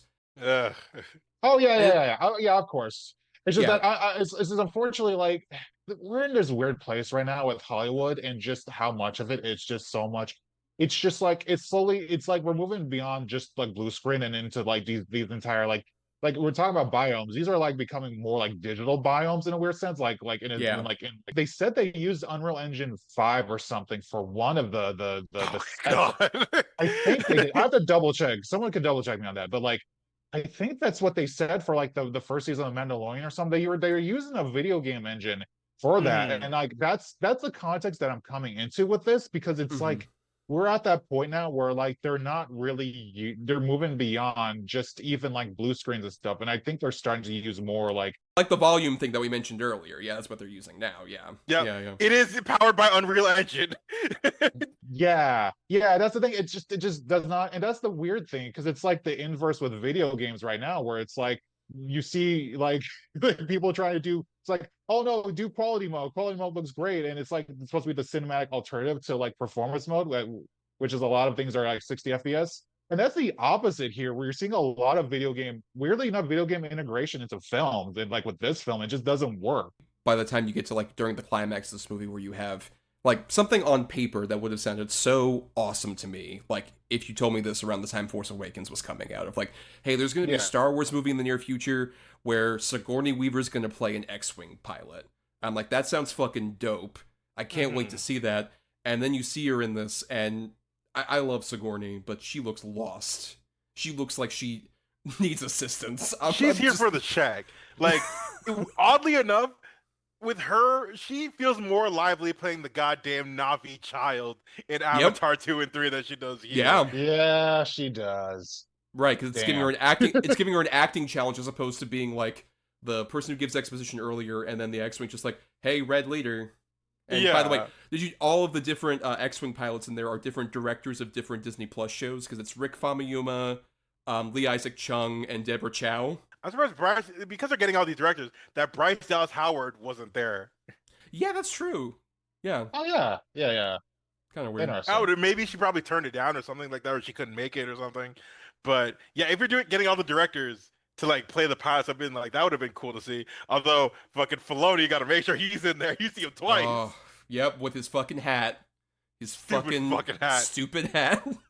I mean, I don't think it bothered me as much personally, but I understand being annoyed by it. I just think like it's such a brief moment, and I'm like, that's a fun way to at least do his cameo at the very least. It's not over-grandized and stuff. It exists within a split second, and like I guess the one with him in the X-wing doesn't bother me as much as when earlier on he's at the bar and they have to have a close-up of him. Like he needs a close-up. No, I understand. Yeah, I get it. Yeah, it's pretty bad, but yeah, I mean, yeah, because that's the thing. This movie has to like suddenly have a trench run. Because I figured like, oh, it's a Star Wars movie that's not going to have a trench run. It's like, it's got a trench run. We're gonna fucking have it here with the X-wings. And then like most of that climax is like pretty whatever, except we should mention, I teased this at the beginning of this episode, but Phil Tippett does the stop motion animation for the robots who pop up and fight Mando. And that's another moment where I felt like some kind of life being infused into this, because those characters have like some kind of energy and some kind of like interesting character within their animation that's like really kind of like fun to actually see. Yeah, I love that moment. Yeah, it feels very if you aren't aware, Phil Tippett, the guy who did a lot of the stop motion animation for in the original Star Wars, the chess pieces, which of course pop up in really bad CG in this movie, in the arena with Rhoda, and then also in like RoboCop and Mad God recently, his incredibly disturbing dystopian hellscape movie. Tom, correct me if I'm wrong. Wasn't he also involved with the stop motion stuff before it got taken out for Jurassic Park, or was that someone else? Oh, okay, gotcha. There was a whole meme. Remember, there was a whole meme about it. They're like, it wasn't like dinosaur supervisor Phil Tippett, and everyone's like, "God damn it, Phil, what did Yeah, you do?" yeah, that's right. Yeah, that's right. Yeah, that's crazy though. I mean, one of the great behind the scenes stories as well, where Jurassic Park, like when he was originally going to do the stop motion, like you mentioned, Sam, and then they showed him the test footage for like the CG, like Gallimimuses, and he literally said, like, "Well, I'm extinct." Damn. That's funny. Yeah, also another quick aside. Was he also involved with that hallucination sequence in Pee-wee's Big Adventure with the dinosaur, or is that someone I else? don't believe that was him, no, but Okay, he did a lot because of that like was I would also also another dinosaur stop motion segment. I was just thinking about that. It's like, I are mean, they connected? I would really recommend. There's the stop motion shorts he did in like the '80s that were part of like this Oh nature yeah, documentary. Mhm. Yeah, like Yeah. that stuff where it's just like it's visceral and gory, and like his stop motion particularly has a lot more of like kind of a like little detailed like granular kind of thing, even more so than like a lot of stop motion around that time. There's also like a gnarliness to them, which I feel is the case with these robots, where just like the way that they're moving around, especially when like the one has like Mando sets off all the explosives on him, and he starts like pulling them out of his like little compartment, and he's trying to like stop him, and then it explodes. Yeah, they looked awesome. Yeah, but is there anything else in this climax that's like at all interesting to you guys that we want to shout out? Not really. Do you want to talk about dialogue that really annoyed me? The dialogue at the end with Rada's aunt and uncle, when they're in the pit with the giant serpent. I hate this. This happens a lot, especially in the Clone Wars and some of the specials, where they're Yeah. just like, Mandalorian, save us.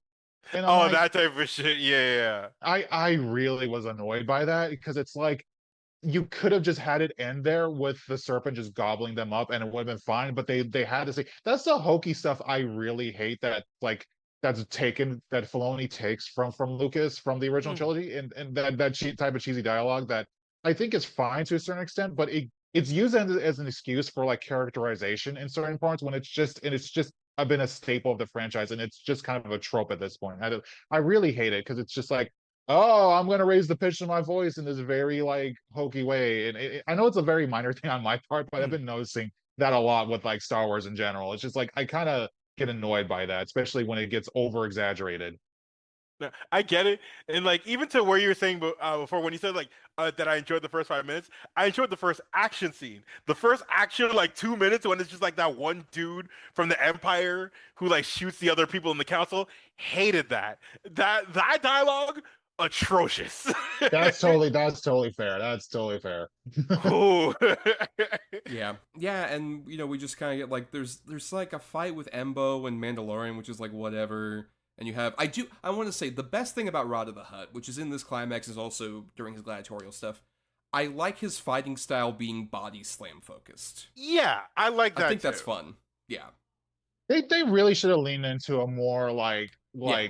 wrestling or like I guess for that because I don't have much wrestling knowledge in me. I guess as more of a heel in that sense, but that would have required them to have more of a budget for him because he's all CG. Oh, to make him more he like more of a bad guy. More a bad guy, yeah, because he's Jabba the Hutt's son. It just would make sense for no, him, right? but Sam, he's not like his dad. No, I'm not like He's my father. not like my dad. Yeah, yeah. I didn't realize until like much after because that like the creatures in the gladiatorial fight are the ones from like I know they said it a bunch of times like it's a Dejarik fight, but that's the fucking Hollow Chess game that like You're Han right. and Chewie are Yeah. playing. Right, I that didn't Phil know that. I Tippett was like, these are animated, just yeah, random yeah. fucking creatures. I immediately noticed. I think I'm the only one here who actually liked that sequence, but like I am biased in that it's a monster fight, so But I am a little fair. entertained by it. So that's just me. Because I didn't remember the name of it, so I'm like, I didn't give a shit. Like the only Star Wars like in-universe game I know and kind of fuck with is Sabak, so like that's the Right, only one I really Sabacc. go for. Yeah, there's also Kazakh as well in the first two KOTOR games. There's also that. There's plenty of other fun little Star Wars games. Yeah, I wanted to like that sequence a lot more because I'm a big monster guy as well as Sam. But like, I remember those guys. They just look shitty now. Yeah, I think it's like unfortunately the bar is low with monster fights and like big budget films. It's like it's like, oh, you actually have a wide shot where I can see the motion of what they're going for and what they look like to a certain extent. I can at least kind of see it as opposed to not at all because it's all CG and you have to like darken the entire like shot and like the film, because it's like if you show it in the daylight, it kind of falls apart and it kind of doesn't look terrible. Like it admittedly on my part, it is more like all on lines. The bar is very low in that regard, so it's like, Yeah. oh, I can at least kind of see it. That's kind of cool. Mm-hmm. Yeah, so this movie kind of ends on like a wet fart too, of like they all get back to the base and then fucking Mando and Grogu are like, oh, let's get into our ship again. And they fly off for another adventure, coming to theaters, I don't know, 2029 or whatever the fuck. Or Yeah. maybe never. Or maybe never, no. It depends on if this movie kind of craters after its first weekend. But yeah, let's wrap things up. Let's do final thoughts, anything about Mandalorian and Grogu, Shakyl. Just like this movie, my feelings have not changed from the beginning to the end of it. It's fine. Like, it's a perfectly adequate standalone adventure in the grand scheme of things, especially with like, I haven't finished it all, but like with Andor being such a, like, again, another breath of fresh air, we're like, okay, we can actually do something else in this series that doesn't feel like it's just copying the other shit. For us to go back to just kind of like the same old motions, it just felt so underwhelming. So I'll probably forget most of this conversation outside of just like the fact that we had this conversation about a week from now. Good thing it'll be pristine and forever preserved Exactly. in audio form. So if I say anything that like changes like a week or so later, don't get at me. Just remember that like I don't remember none of this. Yeah, that's true. It's also very interesting considering this might be, not exactly true, but there's the rumor that Dave Filoni is not a fan of Andor being like the legitimized Star Wars. Oh, come Oh, on. he's seething. Yeah, especially when like they got Emmy nominations and shit. I'm sure he's just like, what do you do? Why nobody? But then they like also Embo? get like a bunch of Emmys for the first season of Mando, so he should be fine. Yeah, I don't know. Yeah, Yeah. it's fine. It's anyway. Yeah, I hate that. Yeah. Well, while you have the floor, Sam, any final thoughts about Mandalorian and Grogu? As someone here is like the only, because like here's the thing, I actually completely understand where everyone's coming from with this. I do see this like there's segments about this I'm actually struggling to remember now. But like, You see? here's the thing. Aspects about this and the backstory behind it, I think, are incredibly interesting in terms of like, this was something that clearly was not supposed to be shown in this fidelity, in this aspect ratio on a big screen. And this was cobbled together. And for me personally, I'm thinking about this on the ground level about the concept artists and the sound teams and everyone who had to put this together in order to make the corporate shareholders be at least somewhat satisfied that they can show this in theaters for some whatever reason. In that regard, I respect what they did here, especially with having actual puppets, with having that stop motion segment, and that regard. That's more than I could say for a lot of summer blockbusters, just current blockbusters in general.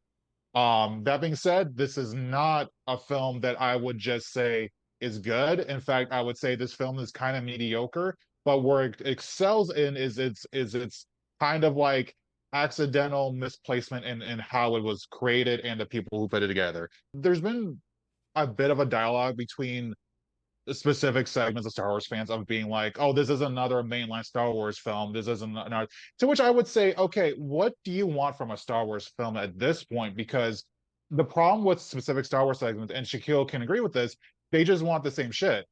Yep. And like this does the same shit, but to a certain degree, it's on a much smaller scale. There's no two binary factions of like stormtroopers or rebels fighting each other, the entire thing. It's just a smaller story. In that respect, despite the execution, I respect it a whole lot in that regard, even though this is clearly supposed to be a TV show that they put here. And it's like I have to ask that question to people because it's just like, because if not, you're just going to get the same shit again, and it's going to probably be worse in that regard and be more regurgitated than before. So it's like, that's the only thing I'll say. It's just like, what do you want from Star Wars at this point? Because I know what I want, and it's weird alien cultures, more robot stuff. I actually want to know more about the autonomy of droids in this universe, because for a long time, they've been indentured servitude in this universe, and it's kind of fucked up that C-3PO and R2-D2 had their minds wiped at the end of Episode 3.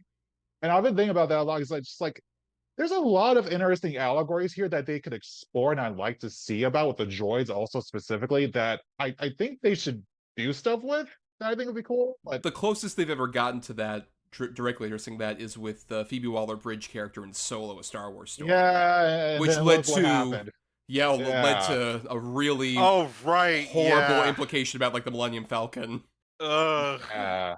And anytime Lando was piloting that ship, where I'm like, what are you doing to the ports on that ship, Lando? Get away from that ship, for the love of God. And that's the other thing, is it's like you have to escape the Skywalker saga, and even just the idea of like trying to have it be like within that same time setting, because otherwise you're just going to be stuck again. And that's a big problem with the Star Wars in general right now. It's just it has to go back to the original trilogy because it's scared of moving forward. And it's like, well, you have to do something with it. And this is a result of what happens when you don't do anything with it. So that's all I'll say. Yeah, I mean, I'm probably like the most negative here of the trio, and I would still say like I don't once again hate this one. I think it is truly like a forgettable Star Wars movie, which feels, I don't think there's like another one of those as of yet. That just feels like completely forgettable. Even like Solo: A Star Wars Story, not a movie that I liked, but at least has things like I remember that are like, you know, kind of enraging, confusing, baffling, sometimes fun. Like that, even like Rise of Skywalker has that, where it's like it'll have a bunch of shit that like I hate, but at least it made me feel something. And I just don't feel much of anything with Mandalorian and Grogu. I just didn't feel any real excitement or anger or confusion. I just felt kind of bored. Both times I watched this, like I said, like IMAX opening Thursday night, and then on like a Sunday afternoon when I was like fully rested, and I'm like, great, I can't wait to give this my full attention. And I was still like kind of yawning and stuff. There's some like fun bits, like we mentioned, the puppet stuff, and like occasional sequences I think are kind of fun, but overall, yeah, it's just kind of like a shrug. And in terms of like what I would want from another Star Wars movie, I just feel like I definitely want something that takes place within the universe of Star Wars, but doesn't have to feel too obligated to have much of any continuity, regardless of like prequel era, original trilogy, or even sequel era. Just something that like takes place in the universe that is a lot more distant from just what we already know. And unfortunately, like you mentioned, Sam, it feels like most Star Wars fans kind of don't want that. And it's all aesthetics. No, unfortunately, that's seems to kind of be the case. But enough about all that stuff. Let's get to our usual segment here, Between the Lines.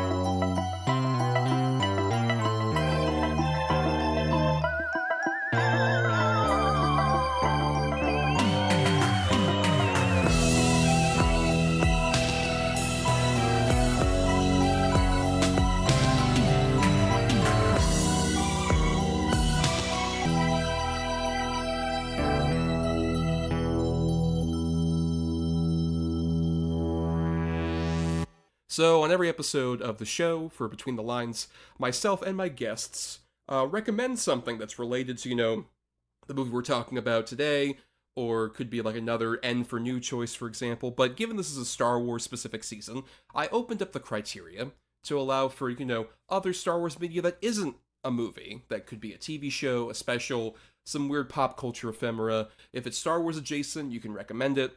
And I am going to be recommending for this episode a TV show, specifically because, you know, we were talking earlier about the Disney Plus shows and how I've kind of felt rather disappointed by them, especially in the lead up to this, watching a bunch of them. And I'm going to be recommending the one that I thought was easily the best of the things that I watched in recent memory. And while I agree with Shakyl, he mentioned Andor, that is easily the best show to come out of the Disney Plus era. Maybe one of the best Star Wars things. I'm going to be talking about that on the Patreon with some people in July, near the end of the season. But I would say second best of like just any of the Star Wars shows that I've watched is Star Wars Skeleton Crew, which came out in 2024. And it was created by John Watts and Christopher Ford. And basic premise for this show is that we are on the planet of At-Aten. In admittingly, unfortunately, Sam, this does also take place right after Return of the Jedi, the Fall of the Galactic Empire. I'll take the hit. Right, but the thing is, this takes place on a planet we've never heard of called At-Aten that is very sort of like suburban. It feels kind of adjacent to like an Amblin movie in terms of like it's like Suburbia planet, where we follow a group of 4 kids who are all on, you know, like, kind of going to school. One of them is this kid who really wants to be like get out of this planet, become like a Jedi. He keeps like playing around with like, oh, him and his best friend play with like lightsaber kind of like fake battles. And the his friend, by the way, is, as Sam kind of referenced earlier, a little Max Rebo elephant boy. Yep. It's great.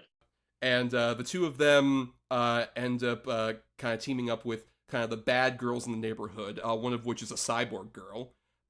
When they come across in the woods this little kind of like dwelling of some sort that they're like, oh, it's maybe some kind of like Jedi temple or some kind of like hidden development that was abandoned.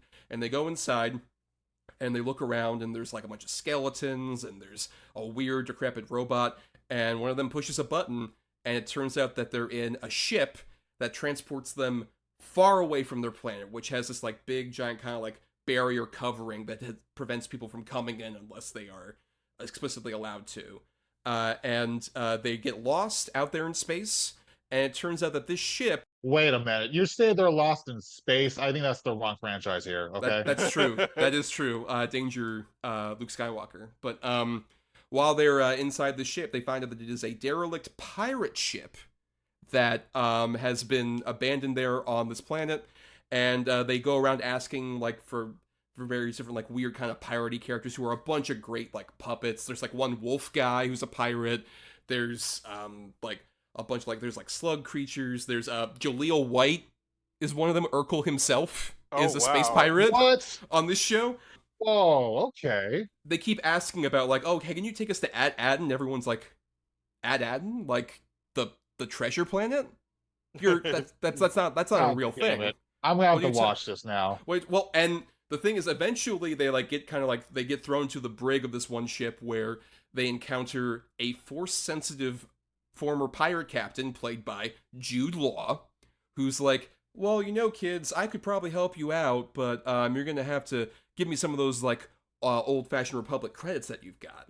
And from there, you know, it's a journey for them to try and get back home. They need to find the coordinates, and it's just like a really fun fucking show. It is truly just like this incredible thing where like when I heard initially about this show, I was like, oh, it's kind of like I heard a lot of people say, oh, it's the Goonies in space, and like I'm not a big fan of Goonies, and also while I love a lot of Amblin Entertainment stuff, I feel like Stranger Things has sapped my interest in like, oh, it's kind of like an Amblin Entertainment thing.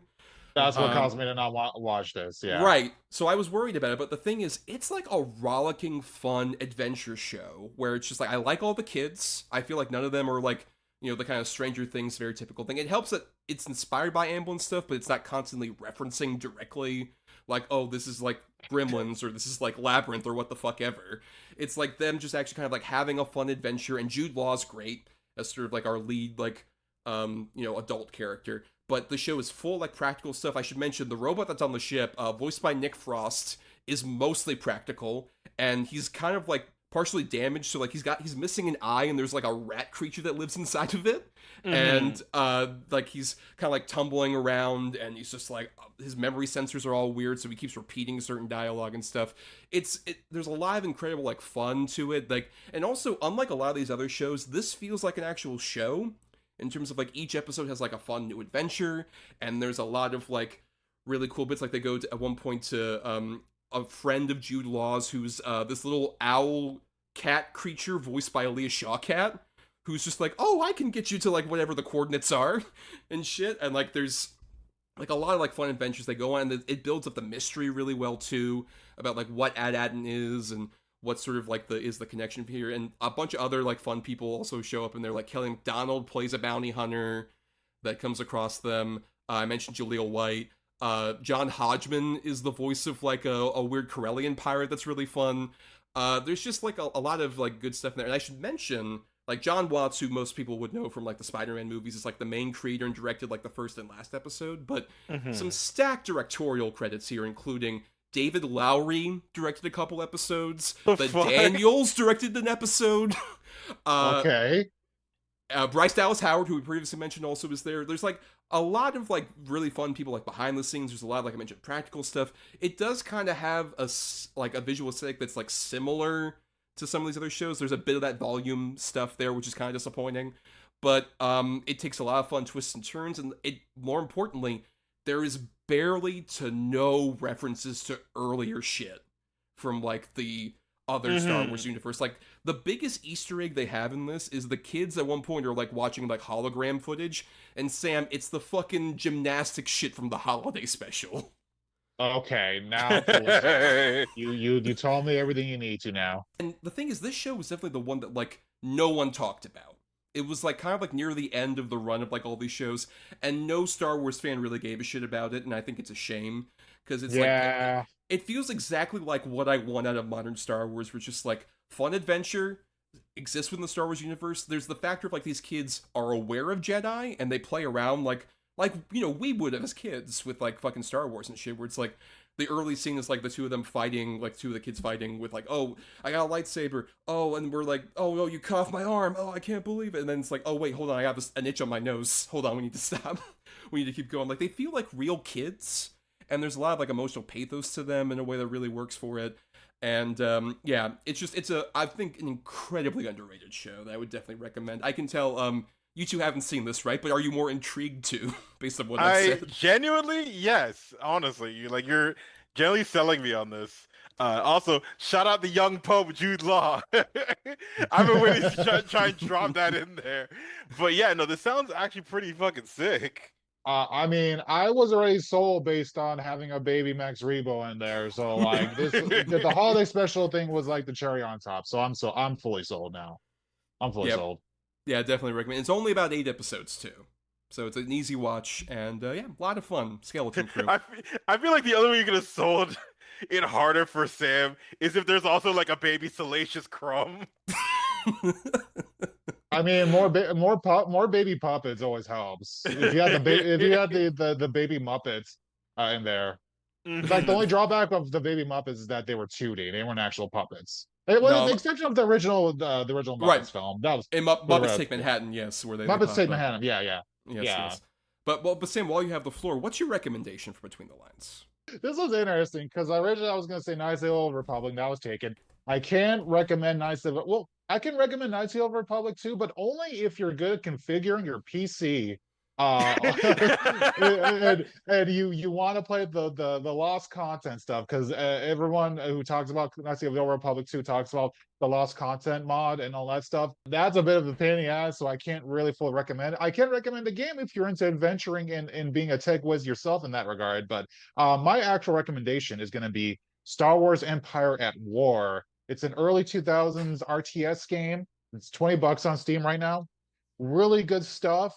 There was an expansion that came out with speaking of the Hutts, there was like a Hutt faction that came out. Really cool stuff in there for an RTS game. I think this holds up pretty well.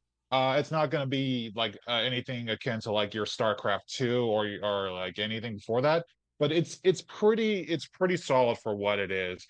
Star Wars games are kind of hard for me to like really recommend, because the ones I don't really give a shit about that are accessible right now are stuff like I know, Shakyl, I don't know how you feel about Star Wars Bounty Hunter. I'm not the biggest fan of it personally. It's not great. It's very dated. That's another one I'm playing right now. Its age is very much shown. And then you got a couple of the PS1 pod racing games.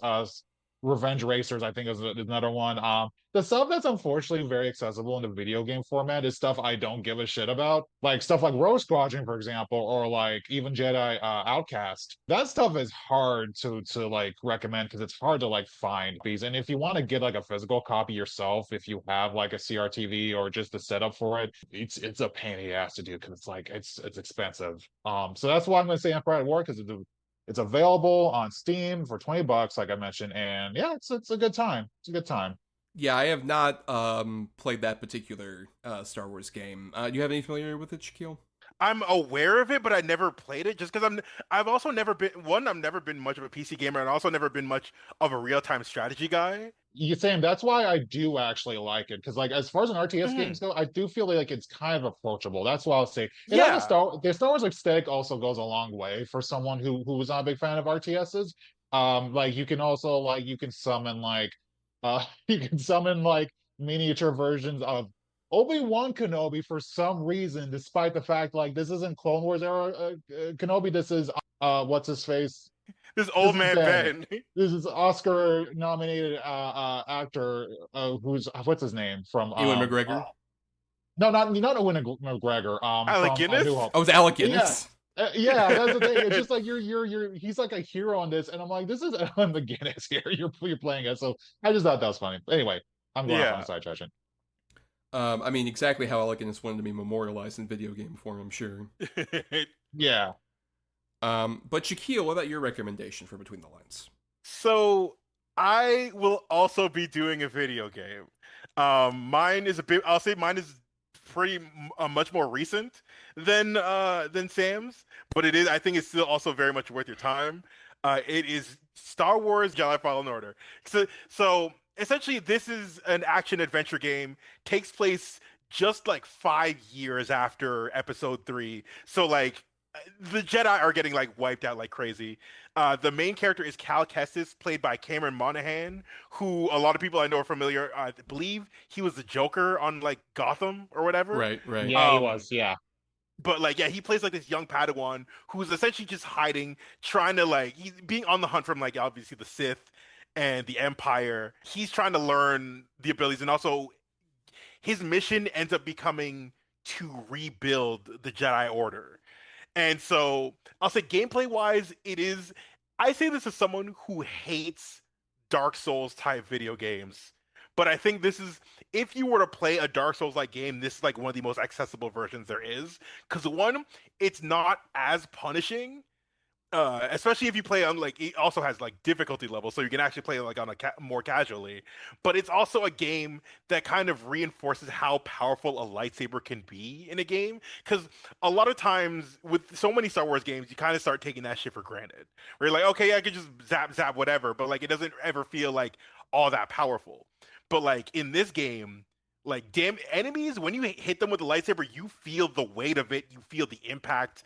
But by that same level, you'll fight enemies that are like, oh, they don't have lightsabers, but they're just as skilled as you. And and then also Cal meets all these very interesting characters. There's a character specifically, Seer Junda, played by Deborah Wilson. Deborah Wilson's one of the best like voice actresses. She's been phenomenal in like every Yeah, single she's video game great. she's ever She's appeared in. she's also in Bugsnax as well. Yeah. Oh, yeah, man. Oh, she's incredible. And so, yeah, you get your whole like crew of people who are trying to help you on your quest. Yeah, there's Seer Junda. There's an alien named Grease Dritus, played by Daniel Roebuck, who's a lot of fun. You get this cool little sidekick droid BD1 who gives you like health or can help you like stun enemies and stuff like that. Even the little references they make to other things, like Saw Gerrera from Rogue One, like Forrest Whitaker replays that character and makes like a brief appearance.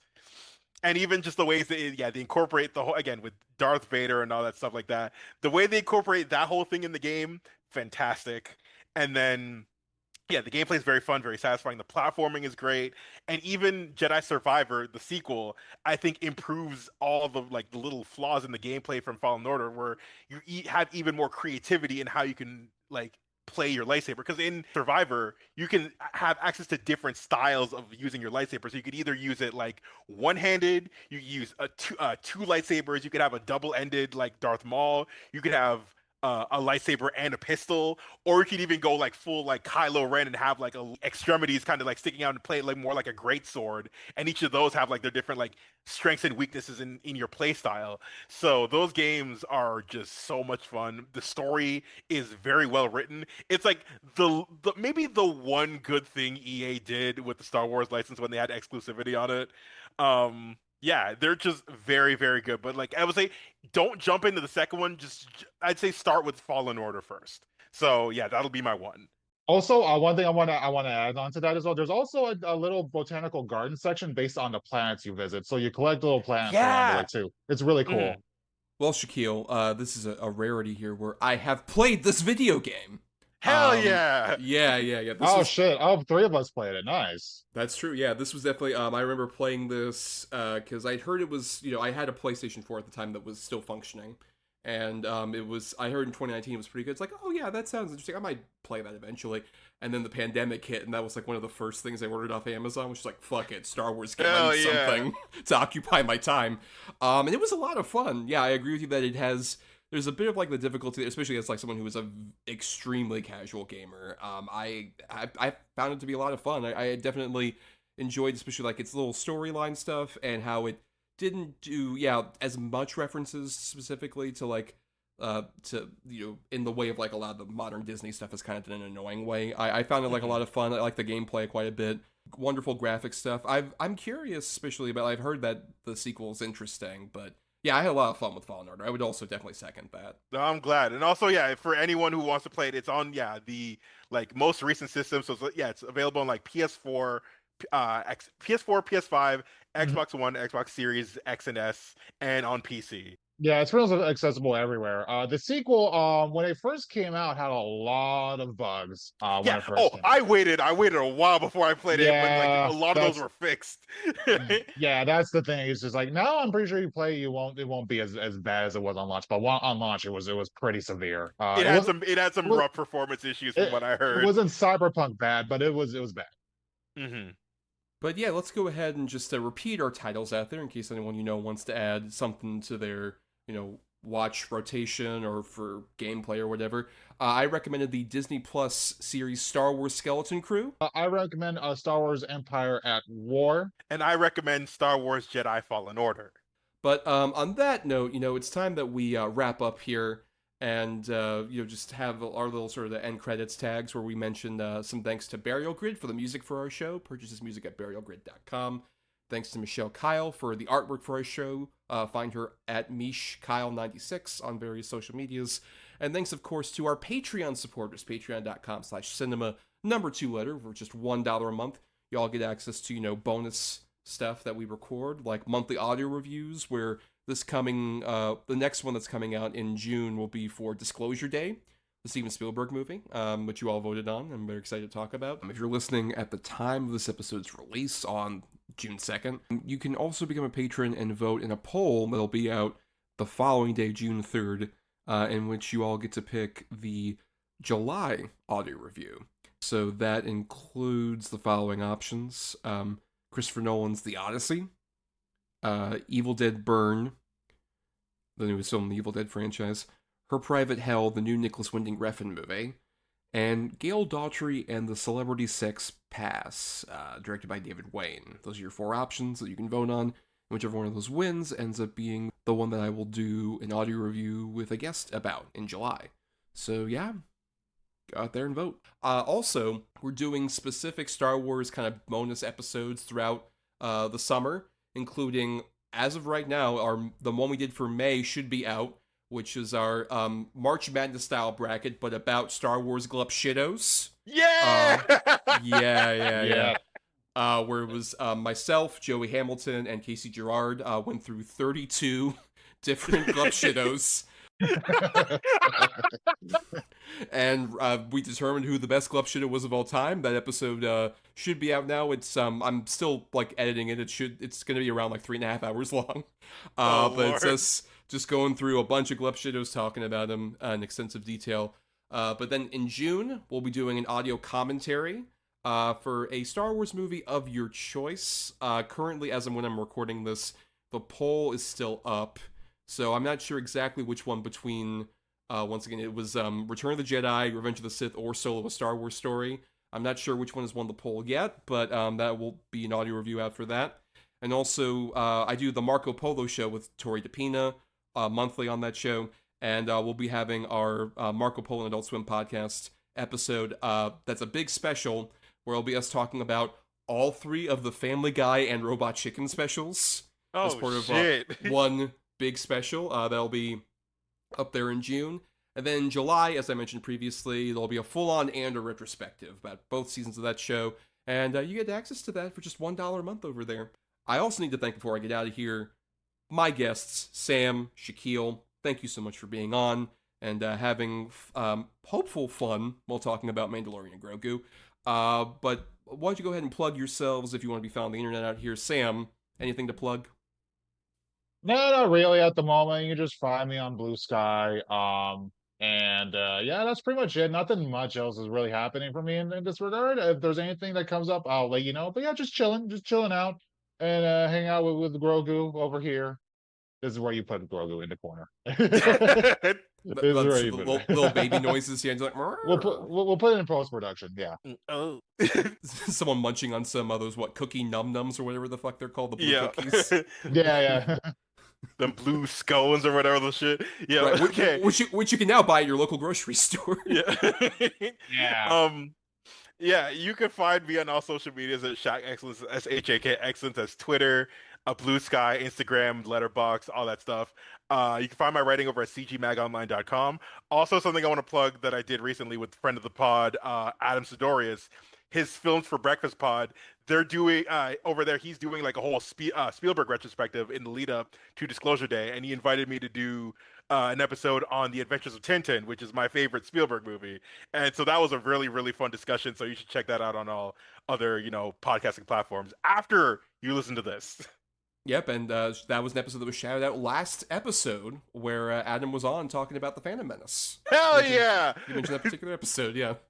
But for more of us over here at Cinema Number 2 Letter, you can find us at Cinema Number 2 Letter on whatever various hell sites that we might be. We're going to be there at that handle at Cinema Number 2 Letter. And you can find me on Blue Sky and Letterboxd at Not the Who's Tommy. And subscribe to us on Apple Podcasts and other podcasting platforms. If you're listening on Talk Film Society, our podcast network, why not listen to all the other great shows that are here on the network? And you can also dig into the archives on our Podbean main feed for all the past episodes of Cinema to the Letter and the old Double Edge Double Bill stuff, which Sam and Shakyl have both been on. You can find all that stuff over there. And nothing else. If you can't support us on the Patreon, that's cool. Money can be tight for people. But the free way to help us out is to rate, review, or simply share the show around to give us more visibility. Much clearer visibility than all the dark, gray-looking environments of the Mandalorian and Grogu. We need to be found instead of being stuck in the steel-plated world of Mandalorian and Grogu. But on that note, we'll end here by saying that our next episode is our E for Egregious for the season, in which we covered the previously mentioned Star Wars Episode 2, Attack of the Clones. That episode has been recorded with myself, Marcelo Pico, and Siobhan Irving. Fun time. But Shakyl, you mentioned that that's maybe one of the lesser Star Wars movies for you earlier. To this day, I think it still might be my least favorite Star Wars movie ever. And again, ironic considering it's the first one I owned. But, there's nothing cool in that. There's a few, flashes of cool shit.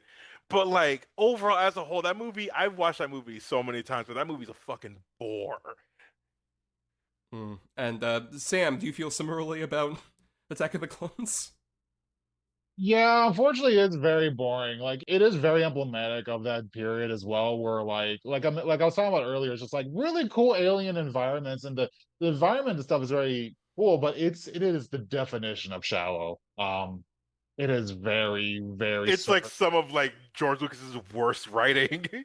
It really, and it's not even fun as well. It's it's very tropey, and it's very you.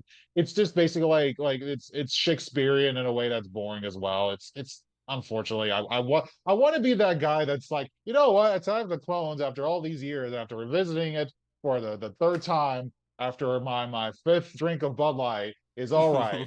But it's I can't even. I don't know if I would be able to say that. So yeah, I can agree. Listen, I saw somebody put a ranking, their Star Wars ranking list, and they put that and the animated Clone Wars movie above the original Star Wars. I blocked them on principle. I will say, going into that particular episode, I was in a similar camp of thinking it was the worst Star Wars movie, and I don't quite feel that, but I still have a lot of thoughts about that movie, which will be detailed in our next episode in a couple weeks. But that's the end here of this particular episode. And until then, let's get in our spaceship and hop into our next adventure, which you can see streaming on Disney Plus, everybody. George Jetson noises.